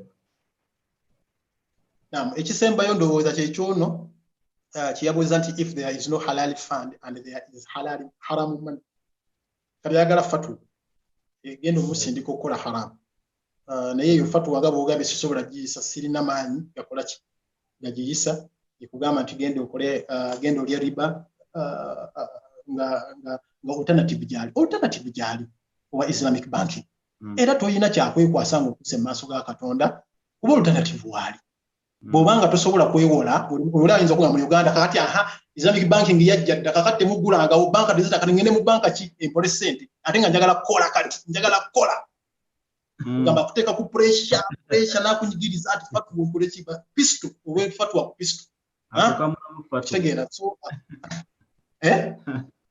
abayagala kukamulamu fatwa fatwa enkamula ezo bwe ziti ezo era kyetugamba professionally ffe tetuyina bannaye ffe tetuyina ate naye kennyini era sisobola kugiyisa wano kubanga nengiyisa banka yange enkwata newankubadde nga nina sharia background naye sikkirizibwa okuyisa fatwa tisikkirizibwa mu mateeka ne gavumenti nayo esobola okunvunaana sikkirizibwa kuyisa fatwa nindako bakama bange bagireete nze bw'onajja mu banka ng'oyagala product ngikuinterpreting era nkikunyonnyola nkikola ntya oba nange okuyambako ba sharia scholars bannange nga tumaliriza era kyekino wano effort yembagamba bamashekhe mwe muli bamashekhe mmwe aberiyadhi aberudda w'abashekhe ab'Madina bonna baani bashekhe jemba kwebali kuno bawuliriza naye responsibility yammwe abasomi bamashekhe abasomi sharia okujja mu banking sector mubeere nga mugisupportinga musupportinge practice musupportinge sharia ate bw'obeera ng'oli shekhe nga eno side yenu naye ate nga gy'oli economics finance accounting ani fani'imma anta kubanga ojja nakuyambako amashekhe abalala okubeera nti bategeera ebintu bino kuba ebintu bino si byangu biri technical byetaagisa okunnyonnyola seka n'omuuza wansi fatwa awe fatwa nga ntuufu ngeri valid fatwa ngeri valid otherwise tunakola fatwa shopping bakiyita fatwa shopping genda okugula fatwa awo industry ejja kuba tetugiyambye twagala tutandise mu bunafu tutandise ng'obudde bukeereye twandibadde tukikola ne tukikola bulungi ne tukinyiriza okubeera nti tuyambako bamashekhe abaliyo nga basoma finance basoma banking basoma ki banka zibeetaaga naye luli ekibaddewo amaseka bonna abajja buli abafuluma tugenda kusomesa mu masomero mu secondary school primary school abamu kusigalayo eyo munsi ze mubaddemu sate nga abamu balina ability ey'okudda ne bongerako ebitabo bye basoma. Dr. Lwaki twosenyiwa tukoze eki? Naam, tutwaleyo Dr. Sewe ebikono mingi wano egisimbye layini ndakusaba abuuza akozesa eddakiika. Kubamba manyi so industry ebeetaaga mujje mubeere nga mutuyambako mu banking mu interpreting fatwa mu kubeera nti muyambako abantu okubasomesa ku muamalat mu Uganda bibadde tebiriiwo abantu tebabisomesa era abantu balina ebibuuzo byabwe bingi ebyo bisobola kuddamu wa biyitirivu nnyo nnyo. Okay. So ekibuuzo siyinza kumuta so kulindeko kuono siyinza kumugamba nti banking teri Islamic banking tannaba kutandika mu Uganda ate waliwo haramu kati nkoze ntya nga njagala kuinvestinga eyo fatwa teriyo kati engeri banka gye zaayisibwa ne ziweebwa ne zimula lisinsi government nekola initiative kati eyo fatwa era n'agikuwa nsubira abakuwadde tebeera ntuufu genda oyambeko banka zino tutandika genda ozibuuze mwetaaga ki genda olobikika buli kimu kyaggwadda waliwo ne banka erina layisinsi kati kye mulina okukola kukwatira wamu effort kifo ky'okuyingira mu haramu mulabe banka zino zitandika zitya okubeera nti zigaba products zino kyekibulako buli omu w'oli ng'osobola okukola contribution obeere ng'okikola naye kati fatu weefaanana bwekyo kati ku kiseera kino mu Uganda sisuubira nti eba bali. Barakallahu fikum. No. Barakallahu fik. Mwami, is it Tekulirinya we call Hawaii P8? I'm going to unmute you and ask, please. Hello, assalamu alaikum wa rahmatullahi wa barakatuh. Wa alaikum assalam wa rahmatullahi wa barakatuh. Nze bampita Seka Musai.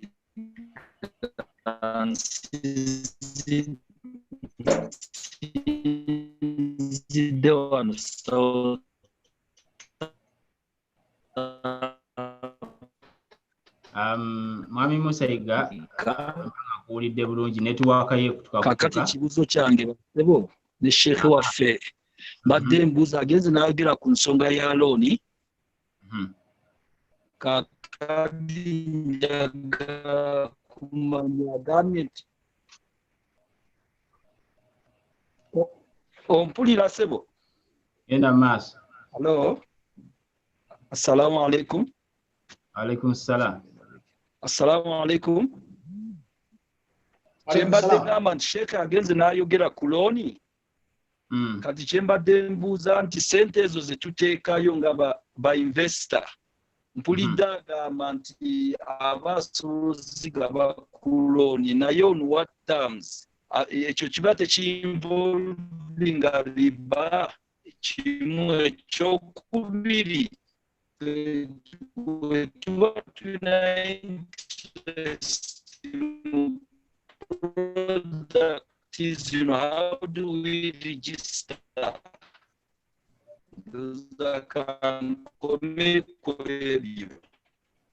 network yo nafu ngenda kusaba ekibuuzo kye ekyokubiri okitexting. Assalamu alaikum wa rahmatullahi wa barakatuh. Alaikum salam wa rahmatullahi wa barakatuh. Ekibuuzo kye ekyokubiri kiteke mu text form inshallah. Assalamu alaikum wa rahmatullahi wa barakatuh. Tufuneyo omukono omulala wano. Khaira Mayanja. Kale sebo. Kale sebo.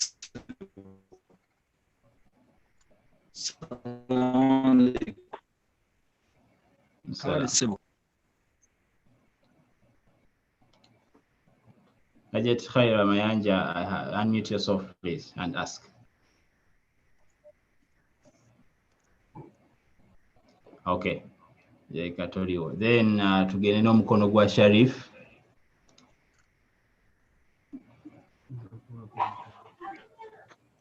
Hello.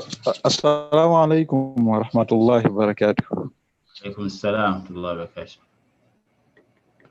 Amanya Sharif Semyala Abdul Karim.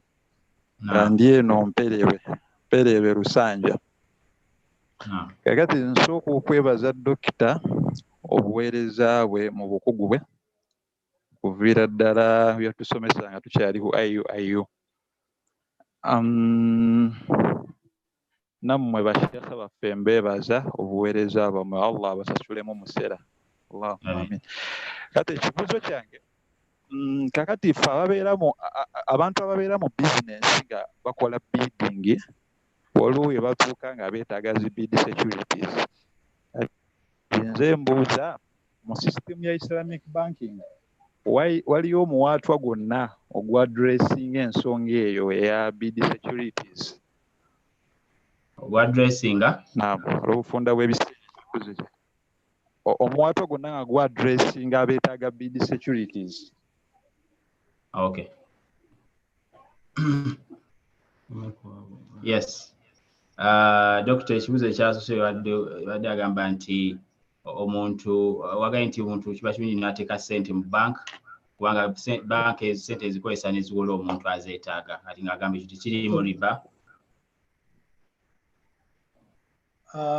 Kakati ekyo nakyogeddeko ne ngamba looni twasimyeyo nnyo ne tuwa bwino looni teri haramu mu Busiraamu. Wabula looni eyo gifunye otya wewise mitendera ki. In fact nga bw'ogambye gw'osomye hadisi awo badde sijjukira bulungi badde ndowooza kigambo kya tabi'i naye hadisi ennamba kugamba kiri advisable okugoyinga for loan. Looni ekkirizibwa mu Busiraamu bw'obanga oyise mitendera emituufu. Ekyo nkimaze twakyogeddeko mu bwangu nnyo after yes. Okay. Ekirala?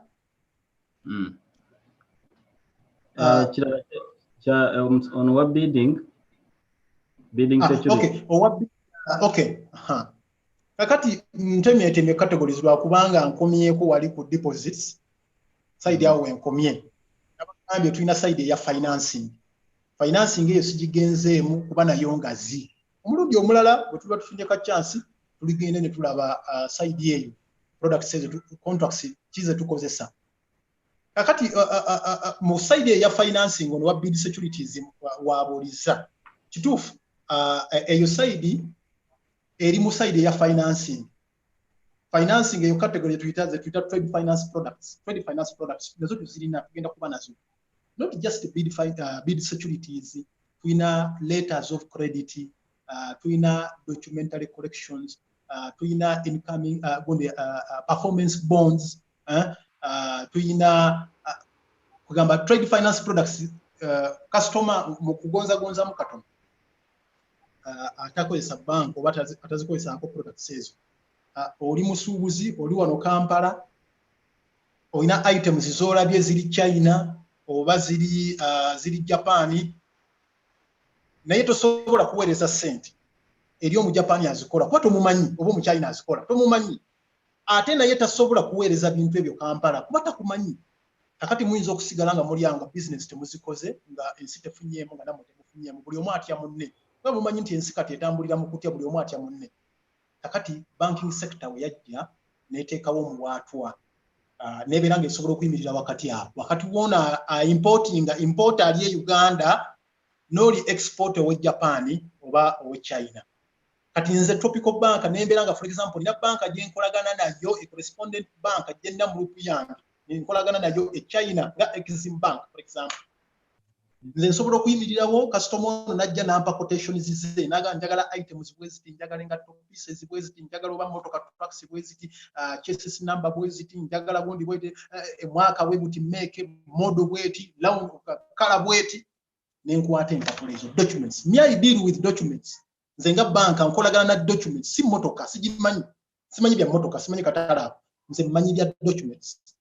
Nenkwata document eyo nenjiweereza another sister of mine in Japan, Exim Bank gwe nagambye naye n'akwata documents ezo n'agenda n'aziwa omu Japan akola ebintu ebyo omu China akola ebintu ebyo n'amugamba leeta ebintu ebyo nga bitogagana ne documents zino nga bizifaanana. Bwe bamala obifuna eri oli owe Japan amuwa ssente banka ya Japan ewoli exporter ssente luli ekibadde kitaliiwo exporter n'atikka ebintu ebyo ku kago. Then kati nange wano e Kampala ebintu bino bwe bijja customer ono sibimuwa okujjako ng'amaze kumpa ssente zo. Naye nga ebintu bino kasika bibanga bitaalinga obanga bifaanagana ne specifications ze yampa mu document eyo. Kugamba letter of credit gye twakola kugamba qualities z'ebintu zifaanana bweziti. Kati products tuzirina era tugenda kukozesa contracting nga eya kafaala tugenda kukozesa contracting ya lwakati tulina budde kyembagambye Islamic banking muwanvu kati okuyingira mu kafaala kati munnyonnyole titujja kusala ndozoolera balayitibwa neganye bali mu magalibi ettala ziga tulina ne contract endala tusobola okukozesa hawala incoming payments letters of credit specifically tugenda kukozesa contract eya wakala that is agency kitegeeza kiffe wano acting nga agent tukwate empapula zino customer ono atuwe ssente tubeere agent wo kakasa nti e China ebintu bibatikka bifaanagana nga bino byatuwandiikidde wakala agency. Oba tusobola n'okukozesa murabaha kitegeeza ffe tubigule eri oba ffe tubimanyi tusasule ssente eri bituuke wano e Uganda customer ne wataba na cash ffe tumuwe ebintu tubimuguze ku bbanja twongeremu akasente tuyita murabaha riba cost plus markup abirenga akasasula. Naye ebyo mbagambye nti inshallah tunafuna obudde obulungi omulala tujja genda mu product sizes za financing nga trade financing eza investment ne za financing. Naam, Sheikh Tenga Dr. Rujja obudde bw'okirabika nga Magharibi etuuse waliyo ebibuuzo bingi tebiyinza kuggwayo simanyi kye tugenda kukola naye nga nfunye ekirowoozo inshallah nga Ummah Connect wamu Soul Cocktail tulabisa okuba tugenda kuteekayo station nga ya bibuuzo okusinga abantu basobole okuba nti bafuna omukisa ogubuuza specific questions. Naye mbadde nsabuddemu bino very fast mu Tropical Bank muyina students loan eziri halal. Ani? Students loan. Okay. Ekyokubiri omuntu agulawo atya account nga tali mu ggwanga. And the way they can contact you. Nengeri bayinza okucontactingamu. Kakati ansokere ku ekyo kubanga ninamu interest y'amaanyi. Ogulawo otya account ng'oli mu diaspora ng'oli wabweru nga toli mu Uganda. Nga mumanyi okusinziira ku Bank of Uganda requirements n'eyo customer biki byani tuyina amateeka mangi agatufuga wano kugamba n'oku avoidinga money laundering mubimanyi money laundering biki byani government zonna ziri strict kisoboka okubeera nti omuntu agulawo luli kibadde tekiriiwo naye kisoboka tusobola okuweereza account opening forms mu soft copy n'ozijjuza n'ozituweereza so ate n'abaagala Islamic banking tusobola okugulawo account eno kuba ebiseera ebisinga obungi okwewola tulina okutunulya account yebadde operating etya for the last 6 months so ogulawo account even ng'oli mu diaspora kiba ate tulina product era simanyi katonda bwakireese olwaleero n'olwenyini tubadde ne board yaffe tulina board ezimu ku products zetupresentinzeeyo mulimu diaspora account eya abo bammwe abali wabweru okubeera nti tusobola okubagulyawo account profile yaayo features zaazo nazo zijja kuba za njawulo naye nga yo in fact board yaffe giyisiza product yeyo agenda tulina kugamba ebadde committee board naye nga tulina main board nayo ejja kubeera nti egiyisa tubeere nga tugitandika yo specifically ebeere nga eketalinga for our Muslim brothers oba non-Muslims brothers and sisters who are in the diaspora babeere nga basobola okugulawo account kubanga nze kenyekenye nakisafalingako nakirabakoko okugulawo account obuzibu bukirimu nga toli Uganda kiyinza okuba ekizibuzibu naye account ejja tugenda gimaliriza process zaayo zigenda kubeera nti zikula. Then students loan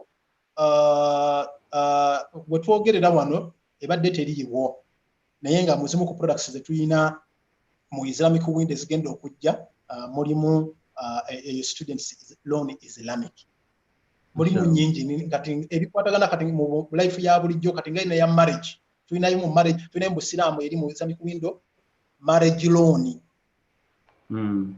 kati mbyogerako ndowooza omulundi oguliddako nga twogera ku asset side of the balance sheet products zaffe za financing marriage loan omuntu ng'agenda kuwasa yeewola atya ssente n'atuukiriza ekyokuwasa omuntu agenda kusoma ayagala loan ey'okusoma saate nga osobola okwewola tugamba nti tetulina product eri specific nti eri ku kino naye nga osobola okukozesa product endala n'ofuna ssente n'obeera nti otuukiriza need yo oyinza okukozesa ya personal financing n'endala.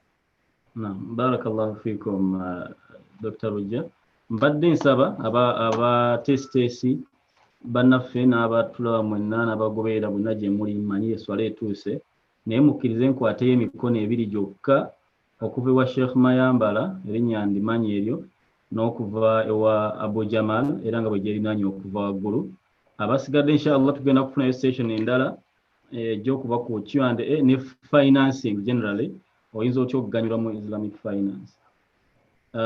Ne Imam Kasozi yabadde awanise omukono era naye yaddaka okusinziira ku listi gye tulina mukkirize tutwale emikono esatu mu ddakiika ezijja ezitasukka 10 Magharibi ereke kuba nti etuyitako naddala bali mu bitundu nga Magharibi etuuse. Tutandike ne Mayambala. Can you unmute yourself? Naam, assalamu alaikum warahmatullahi wabarakatuhu. Assalamu warahmatullahi wabarakatuh. Kama wange tuyanziza nnyo tuyanzige moderation ibadde nnungi enteekateeka nnungi ne presenter naye abadde kirya Allah akkirize ya rabbi. Point yange nti tukyetaaga emisomo w'egiti kusinziira ku situation gye tulimu n'embeera gye tulimu ennaku zino emisomo w'egiti gyagyetaaga obuzibu tulina nti abantu bangi nnyo abeewayo okwogera ku bintu naye ng'ate si beebo abalina okubyogerako oli abeera mu field naye nga si yeyiye tasaana gyogerako n'asooka alamula n'abuuza n'akaafuwaza n'akola atya buli kimu kyonna ky'olaba nga kyandibadde kyangu n'akifuula nti ate kizibu naye nga singa kikwatiddwako bannyini sho osanga nga buli omu abeera happy mu nsonga eyo kubadde kusiima nakwongera kusaba kadde akalala tufune abo bali muwe batyo abalungi mu field w'ekyo inshallah jazakumullahu khair tusaba Allah atongere obulungi. Assalamu alaikum warahmatullahi. Barakallahu fikum Sheikh Mayambala sebo twesamye nnyo okuba naawe Allah akutukuumire ate nawe akuteremu emikisa byonna by'okolera daawa tubiraba mukama waffe. Amin. Naam, Abu Jamal. Abu Jamal. Assalamu alaikum. Wa alaikum salam. Nange mbadde njagala kubeebaza kubanga kuno ndabyeko abantu bangi ab'amaanyi kati nga Imam Kasozi mukwano gwa Imam Kasozi ate ne mu connecting manyiko munda nendaba ate Dr. Rujja mbali simumanyi bulijjo nze naye nga amuwulidde nga musajja mulungi nnyo nendowooza muli ngati no umma connect mwine engeri gye musobola okukwataganamu n'abantu bano ngaba Imam Kasozi nga universities ezewaffe nga biki ne mbanyonnyola ebigendererwa byammwe kubanga really mu umma tubeetaagira ddala ate era ne Dr. Rujja simanyi oba nasobola okufunanga program ku engeri ne banne gye banatusomesanga mu products zino mpozi ekibuuzo kye mbadde njagala okubuuzaamu nti Dr. Rujja alaba ekizibu kye tuyina mu umma ekya attitudes kati nga ogenda mu kuwola kukulu nnyo mu Busiraamu n'okusasula kikulu nnyo mu Busiraamu byombiri biino kubanga bikwatagana eside yemu wetayitamu endala igwa baali bakitunuddemuko ne batunuulira banka ezivuddewo nga kale teyali Islamic bank nga Greenland bank abamu batugamba government kyagisuula nti abasiraamu twagenda nga netwewolayo ssente ne tutazaayo. Ffe abasiraamu twewola tetuzza. Mutunuulira ki, muyina nkola ki ennekyusa attitudes mu community okuba nti nno tusobola okutandika okupulaninga ebintu ebinene nga tukozesa kye bayita atomic behavior nti empisa zo zino entono ze zizimba kiri ekinene. Muyina nkola ki esobola okusomesa abantu nti okuwola kukwataganira ddala n'enkulaakulana ya umma. Okay. Barakallahu fik. Kado waffe Imam Kasozi bw'obanga tonavaako era gw'obadde oddako wano ku listi. Assalamu alaikum warahmatullahi wabarakatuh. Wa alaikum salaam warahmatullahi wabarakatuh. Nsooke muntuusize salaamu yange eri mukadde waffe Abudu Juma Mbera Mahire mulabyeko wano. Secretary General Film Council yasooka. Kaakati neyanziza nnyo Dr. Lujja obuzibu tubadde divided wano wakati wa Lujja ne Sseŋŋendo ebimu tetutagoberera naye bw'abadde ayanukula ebibuuzo ndabye ng'atubuulira ebintu ebiri mu ideal Islamic situation etali Uganda. Okiwulidde nti products nnungi, emirimu gy'okukola birungi naye trust levels ez'abantu baffe mu mirimu zikyali wansi nnyo. Njagala gy'atusiigira ekifaananyi ekinene. Biki by'asuubira okulabayo ng'abantu baffe baabyuzinze omukisa guno gwe mwagala okuleeta kubanga njakuwa ekifaananyi. Imam Ssentongo yatandikawo kyayita solidarity n'akuŋŋaanya essente n'aziteeka e Makerere University awo n'ateekawo ofiisi n'agamba abasiraamu abalina obuzibu yajja ati obuzibu kuŋŋaanya abantu bajjanga okutugamba nti nga ffe ba imaamu tulina abantu betumanyi baagala essente nga ntonotono ntulaba nga tizisoboka. Imam Ssentongo n'atuyita n'agamba bwe mwasooka mpa emitwalo 10 ne tuziwaayo n'agamba temusuubula era temuzinsaba ne tutambula ndabu n'agamba munyongera 5 era ne tuziwaayo n'atandika okuwola ne tufuna omuntu omuzirakisa najja n'atuwa obukadde 15 n'abwongeramu fandi yali egrowinga. Naye abasiraamu abaanona essente ezo mu kusooka tetwabajjangako kintu kyonna nga tubasaba kintu kimu nti waayo emitwalo 2 egy'empapula zo tukuwe essente zo zizze. 90% tebaazizza. Ne tugamba nti lwakuba tubadde tetubajjaako korato tugamba nti baleete kaadi z'emmotoka abamu ne baleeta n'ebyapa by'ettaka ne babireeta era finally ne bagaana okusasula bagamba nti nga bakimanyi nti Imam Ssentongo ne Imam Kasozi abakirimu n'abalala tebasobola kutunda bintu byabwe. Twabeegayira na bwegayiriza bajje banona ebyapa byabwe nga bangi tebasasudde nakati tebasasulanga. Nolwekyo product nnungi naye mu basiraamu ba Uganda bemmanyi n'abatunulya ng'essente za Islamic financing eziri awo nti zaakubawa buwi mugenda kubakolera ki? Salaamu alaikum warahmatullahi wabarakatuh. Wa alaikum salaam warahmatullahi wabarakatuh. Tetugenda na kuongerako ku bigambo ebyo. Dr. Lujja mbadde nsaba respondinge ku nsonga Sekamayambala yabadde yeebaza barakallahu fiikum.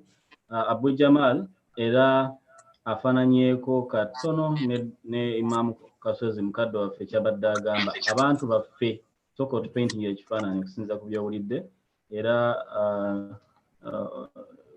ndowooza eyo communication ejja okusembayo. Nsabe Sekamamulaki omu ku bakulembeze baabo abasiraamu abali mu America ajja kutuwa edduwa inshallah tugenda. Ndowooza ebifaananyi ebyo oba ebibuuzo ebisembyeyo bibiri bikwatagana kubanga ekyokubiri kyabadde kya Sekamayambala kyabadde kyakwebaza ekyakutulungamya kino ekya attitude ey'abantu baffe abali e Uganda ekya borrowing babadde tebakimanyi abasinga ndowooza kitestifyingibwa ne Imam Kasozi bwazze n'abalaga abantu enkola yaabwe saate nga foramu nnyingi era Imam Kasozi nga ayogera n'anyambulyako ku nsonga efaanana bwetyo. Borrowing, paying back is a problem. Omuntu niwabanga alina akugambye n'ebyapa byennyini babeegayira bwegayirizi nti bannange mujje mukibe ebyapa byammwe nga Imam Kasozi tasobola kutunda ttaka lya musiraamu. Naye eno banka ekirungi ekiriwo nti kati ffe no mu banking sector tulina bakama baffe abatutwala aba Bank of Uganda. In fact, according to IFRS 9, olubo kuwa loan bwe papa nga nkolerawo provision of ogamba losi oga sente zino muwadde million 10 naye nsuubira okusinza ku circumstances zifaanana bweziti ayinza obutasasula nenkolewo provision ebyo biri technical bya accounting naye ekisinga obukulu kinyagadde okujja mu kino njagala kuwa trust muziri mu community Imam Kasozi n'abalala abasiraamu ab'amaanyi mu Uganda this time around ensonga tegenda kubaamu nti Dr. Lujja mumanyi musajja seeka mulimu Dr. Gundi mumanyi wewaffe webutambala this time around ensonga eri regulated by Bank of Uganda sente z'aba customer nga wembagambye tuzikuwa ekisokera tugenda kuwa omuntu ali appropriate alina kuwa sente ezo tuzikuwa sente ezo tulina okutwala obuvunanyizibwa tubeere nga tuziza sente ezo era muganda wange asoose bwagambye nti ebimu ku byattributing ku Greenland Bank byali biga abasiraamu bajjayo sente ne batakola ki ne batazizaayo naye nga business wetu bwetambula enkula y'omutwe yekuwa ensanirira yaagwo tetujja kugaana cooperating mu Uganda tetujja kugaana kuleeta Islamic banking mu Uganda bannayuganda tetujja kuba dinayinga chance eneze tugenda kigezaako nga bwe kyakola ewalala oba oliawo waliwo ebimu ebitajja kukola wano Uganda era kyova olabanga kyembagamba tulina okuba flexible tulina badada bashaja scholars tulina okuba flexible enough kubanga waliwo ebintu ebimu ebijja okujja nga nkola ya mutwe yaffe ye Uganda oba kiwalaata obanga kyakula kitwa nga tekiri kwa deluviri n'olumu ensanirira ye Uganda eyinza okuba ey'enjawulo ku nsanirira ye Saudi Arabia ensanirira y'omutwe gwe Uganda bwe tugenda osaniriramu omutwe gwaffe gwe Uganda eyinza okuba ey'enjawulo ku yakirabako e Malaysia bwakikola so tukkirize tubeere flexible saate ne fatwas nazo mumanyi ba sharia scholars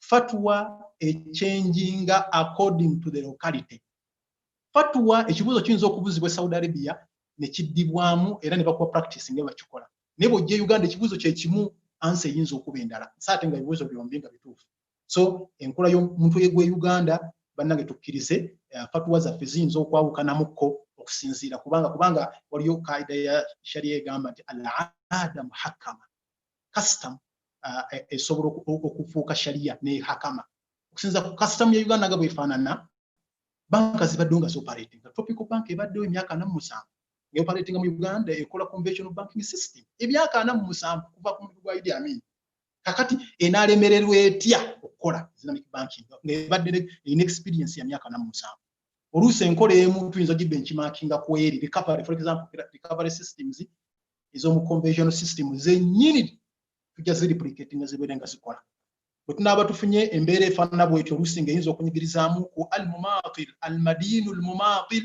omuntu eyewoze sente n'atazizza tugenda mulamulako nga ate sharia iwetu eyeramula ekyo kugamba first sale museringe asset yateekayo mumuteeke mukomera mukolebwe bwe muti ebyo byonna biri mu sharia al-madinu al-mumatil osagadde gendawo nnyo omuntu eyewoze sente n'atazizza sharia emulamulako kubeera nti bamuaqaba yahillu iqabuhu wa irduhu okumuteeka mu komera wa irduhu oba okumunyomoola okumukoleko ebikolwa eby'ebunyomo lwaki kubanga abaadinayinga services zino okubeera nti zigenda okubeera nti ziyamba economy n'abantu abalala. Naam, barakallahu fikum Sheikh Lujja. Dr. Lujja ndowooza tugenda kumaliriza wano olw'embeera naye nga bakadde baffe bangi babaddeko betasobodde kuwa mukisa kwogera muganda waffe Ham, muganda waffe Juma, Sister Rahma, ani musomesa waffe Ahmad Senkumba naye namulengeddeko ebibuuzo bye naye nga insha Allah twa tusaba omulundi ogunaddako tugenda kuteekateekayo insha Allah Dr. Lujja kwe kusimako tukomewo twongera twokutanya ensonga eno kubanga yeriko nga yoboogera ate abantu beetaaga okubanga bagitegeera baginnyonnyoke nga bagijja mu bantu abagitegeera. Nja kusaba batesitesi mukkirize mwenna mbalabakwe muli Seeka Zaidi Bwejamal nange balengeddeko Sheikh Tabusweke Omar oli USA nakulengeddeko ku chat call naye nja kusaba Sheikh Mamlaki ojja otuwe edduwa tuggalewo tugende then inshallah tujja kuba tulanga olunaku lwe tugenda okuddamu ate okukyaza Dr. Lujja n'abakugu abalala ku nsonga zino tubeere nga inshallah tusharinga knowledge. Sebu barakallahu fikum Sheikh Lujja. Wafikum barakallah. Naam. Assalamu alaikum wa rahmatullahi wa barakatuh. Kigambo kimu barakallahu fika ya doktor. Ne bakadde baffe mwenna bakulembedde. Alhamdulillahi rabbil alamin. Thumma salatu wassalamu ala rasulillahi sallallahu alayhi wa sallam. ربنا تقبل منا إنك أنت السميع العليم وتب علينا يا مولانا إنك أنت التواب الرحيم. اللهم اجعل جمعنا هذا جمعا مرحوما وتفرقنا من بعده مؤيدا معصوما ولا تجعل فينا ولا معنا شقيا ومحروما برحمتك يا أرحم الراحمين. اللهم إنا نسألك يا رب العالمين أن تبارك لنا في جلستنا هذه يا رب العالمين وفي حلقتنا هذه يا رب العالمين. إنا نسألك يا رب العالمين ألا تدع لنا في مقامنا ولا في حلقتنا هذه يا رب العالمين ذنبا إلا غفرت ولا هما إلا فرجت ولا دينا إلا قضيت ولا عسيرا إلا يسرت. نسألك يا ربنا أن تتقبل منا بقبول حسن اجمع بين قلوب المسلمين برحمتك يا أرحم الراحمين. ربنا أتنا في الدنيا حسنة وفي الآخرة حسنة وقنا عذاب النار. وصلى اللهم تعالى وبارك على سيدنا محمد وآله وصحبه وسلم والحمد لله رب العالمين. نعم الحمد لله رب العالمين. سبحان الله kize ebibuuzo bingi nnyo n'emikono egize tusobodde kugikwata olwakadde. Naye musobola okuweereza email, ebibuuzo byammwe musobola okubiweereza mu email. Tulina email yaffe ya ummahconnect@gmail.com. ummahconnect nga era mu kirayi kyewandiika ku gundi double m with h ku nkomerero ya ummahconnect@gmail.com. Musobola okutuweereza ebibuuzo byammwe oba musobola okubisindika. Tulina telegram account, abantu musobola okujoininga. Tulina WhatsApp group. You can always reach out to our inboxes as well. Ne tulaba engeri gye tuddamu ebibuuzo bino. Abali ku mikutu gya social media tugezaako kuddamu ebibuuzo byammwe mu text form olw'obudde, naye nga musobola ogenda mu maaso ng'era mubuuze era nga mukomentinga inshallah. Someone is saying send the contact here. Okay, ngenda kugiwandiika mu chat inshallah. Email yaffe. Tugenda kusaba Dr. atuwe salamu inshallah. Tusonyiwe okumunyweza ennyo mpaka akaseera kano. Osiibule abantu sebo.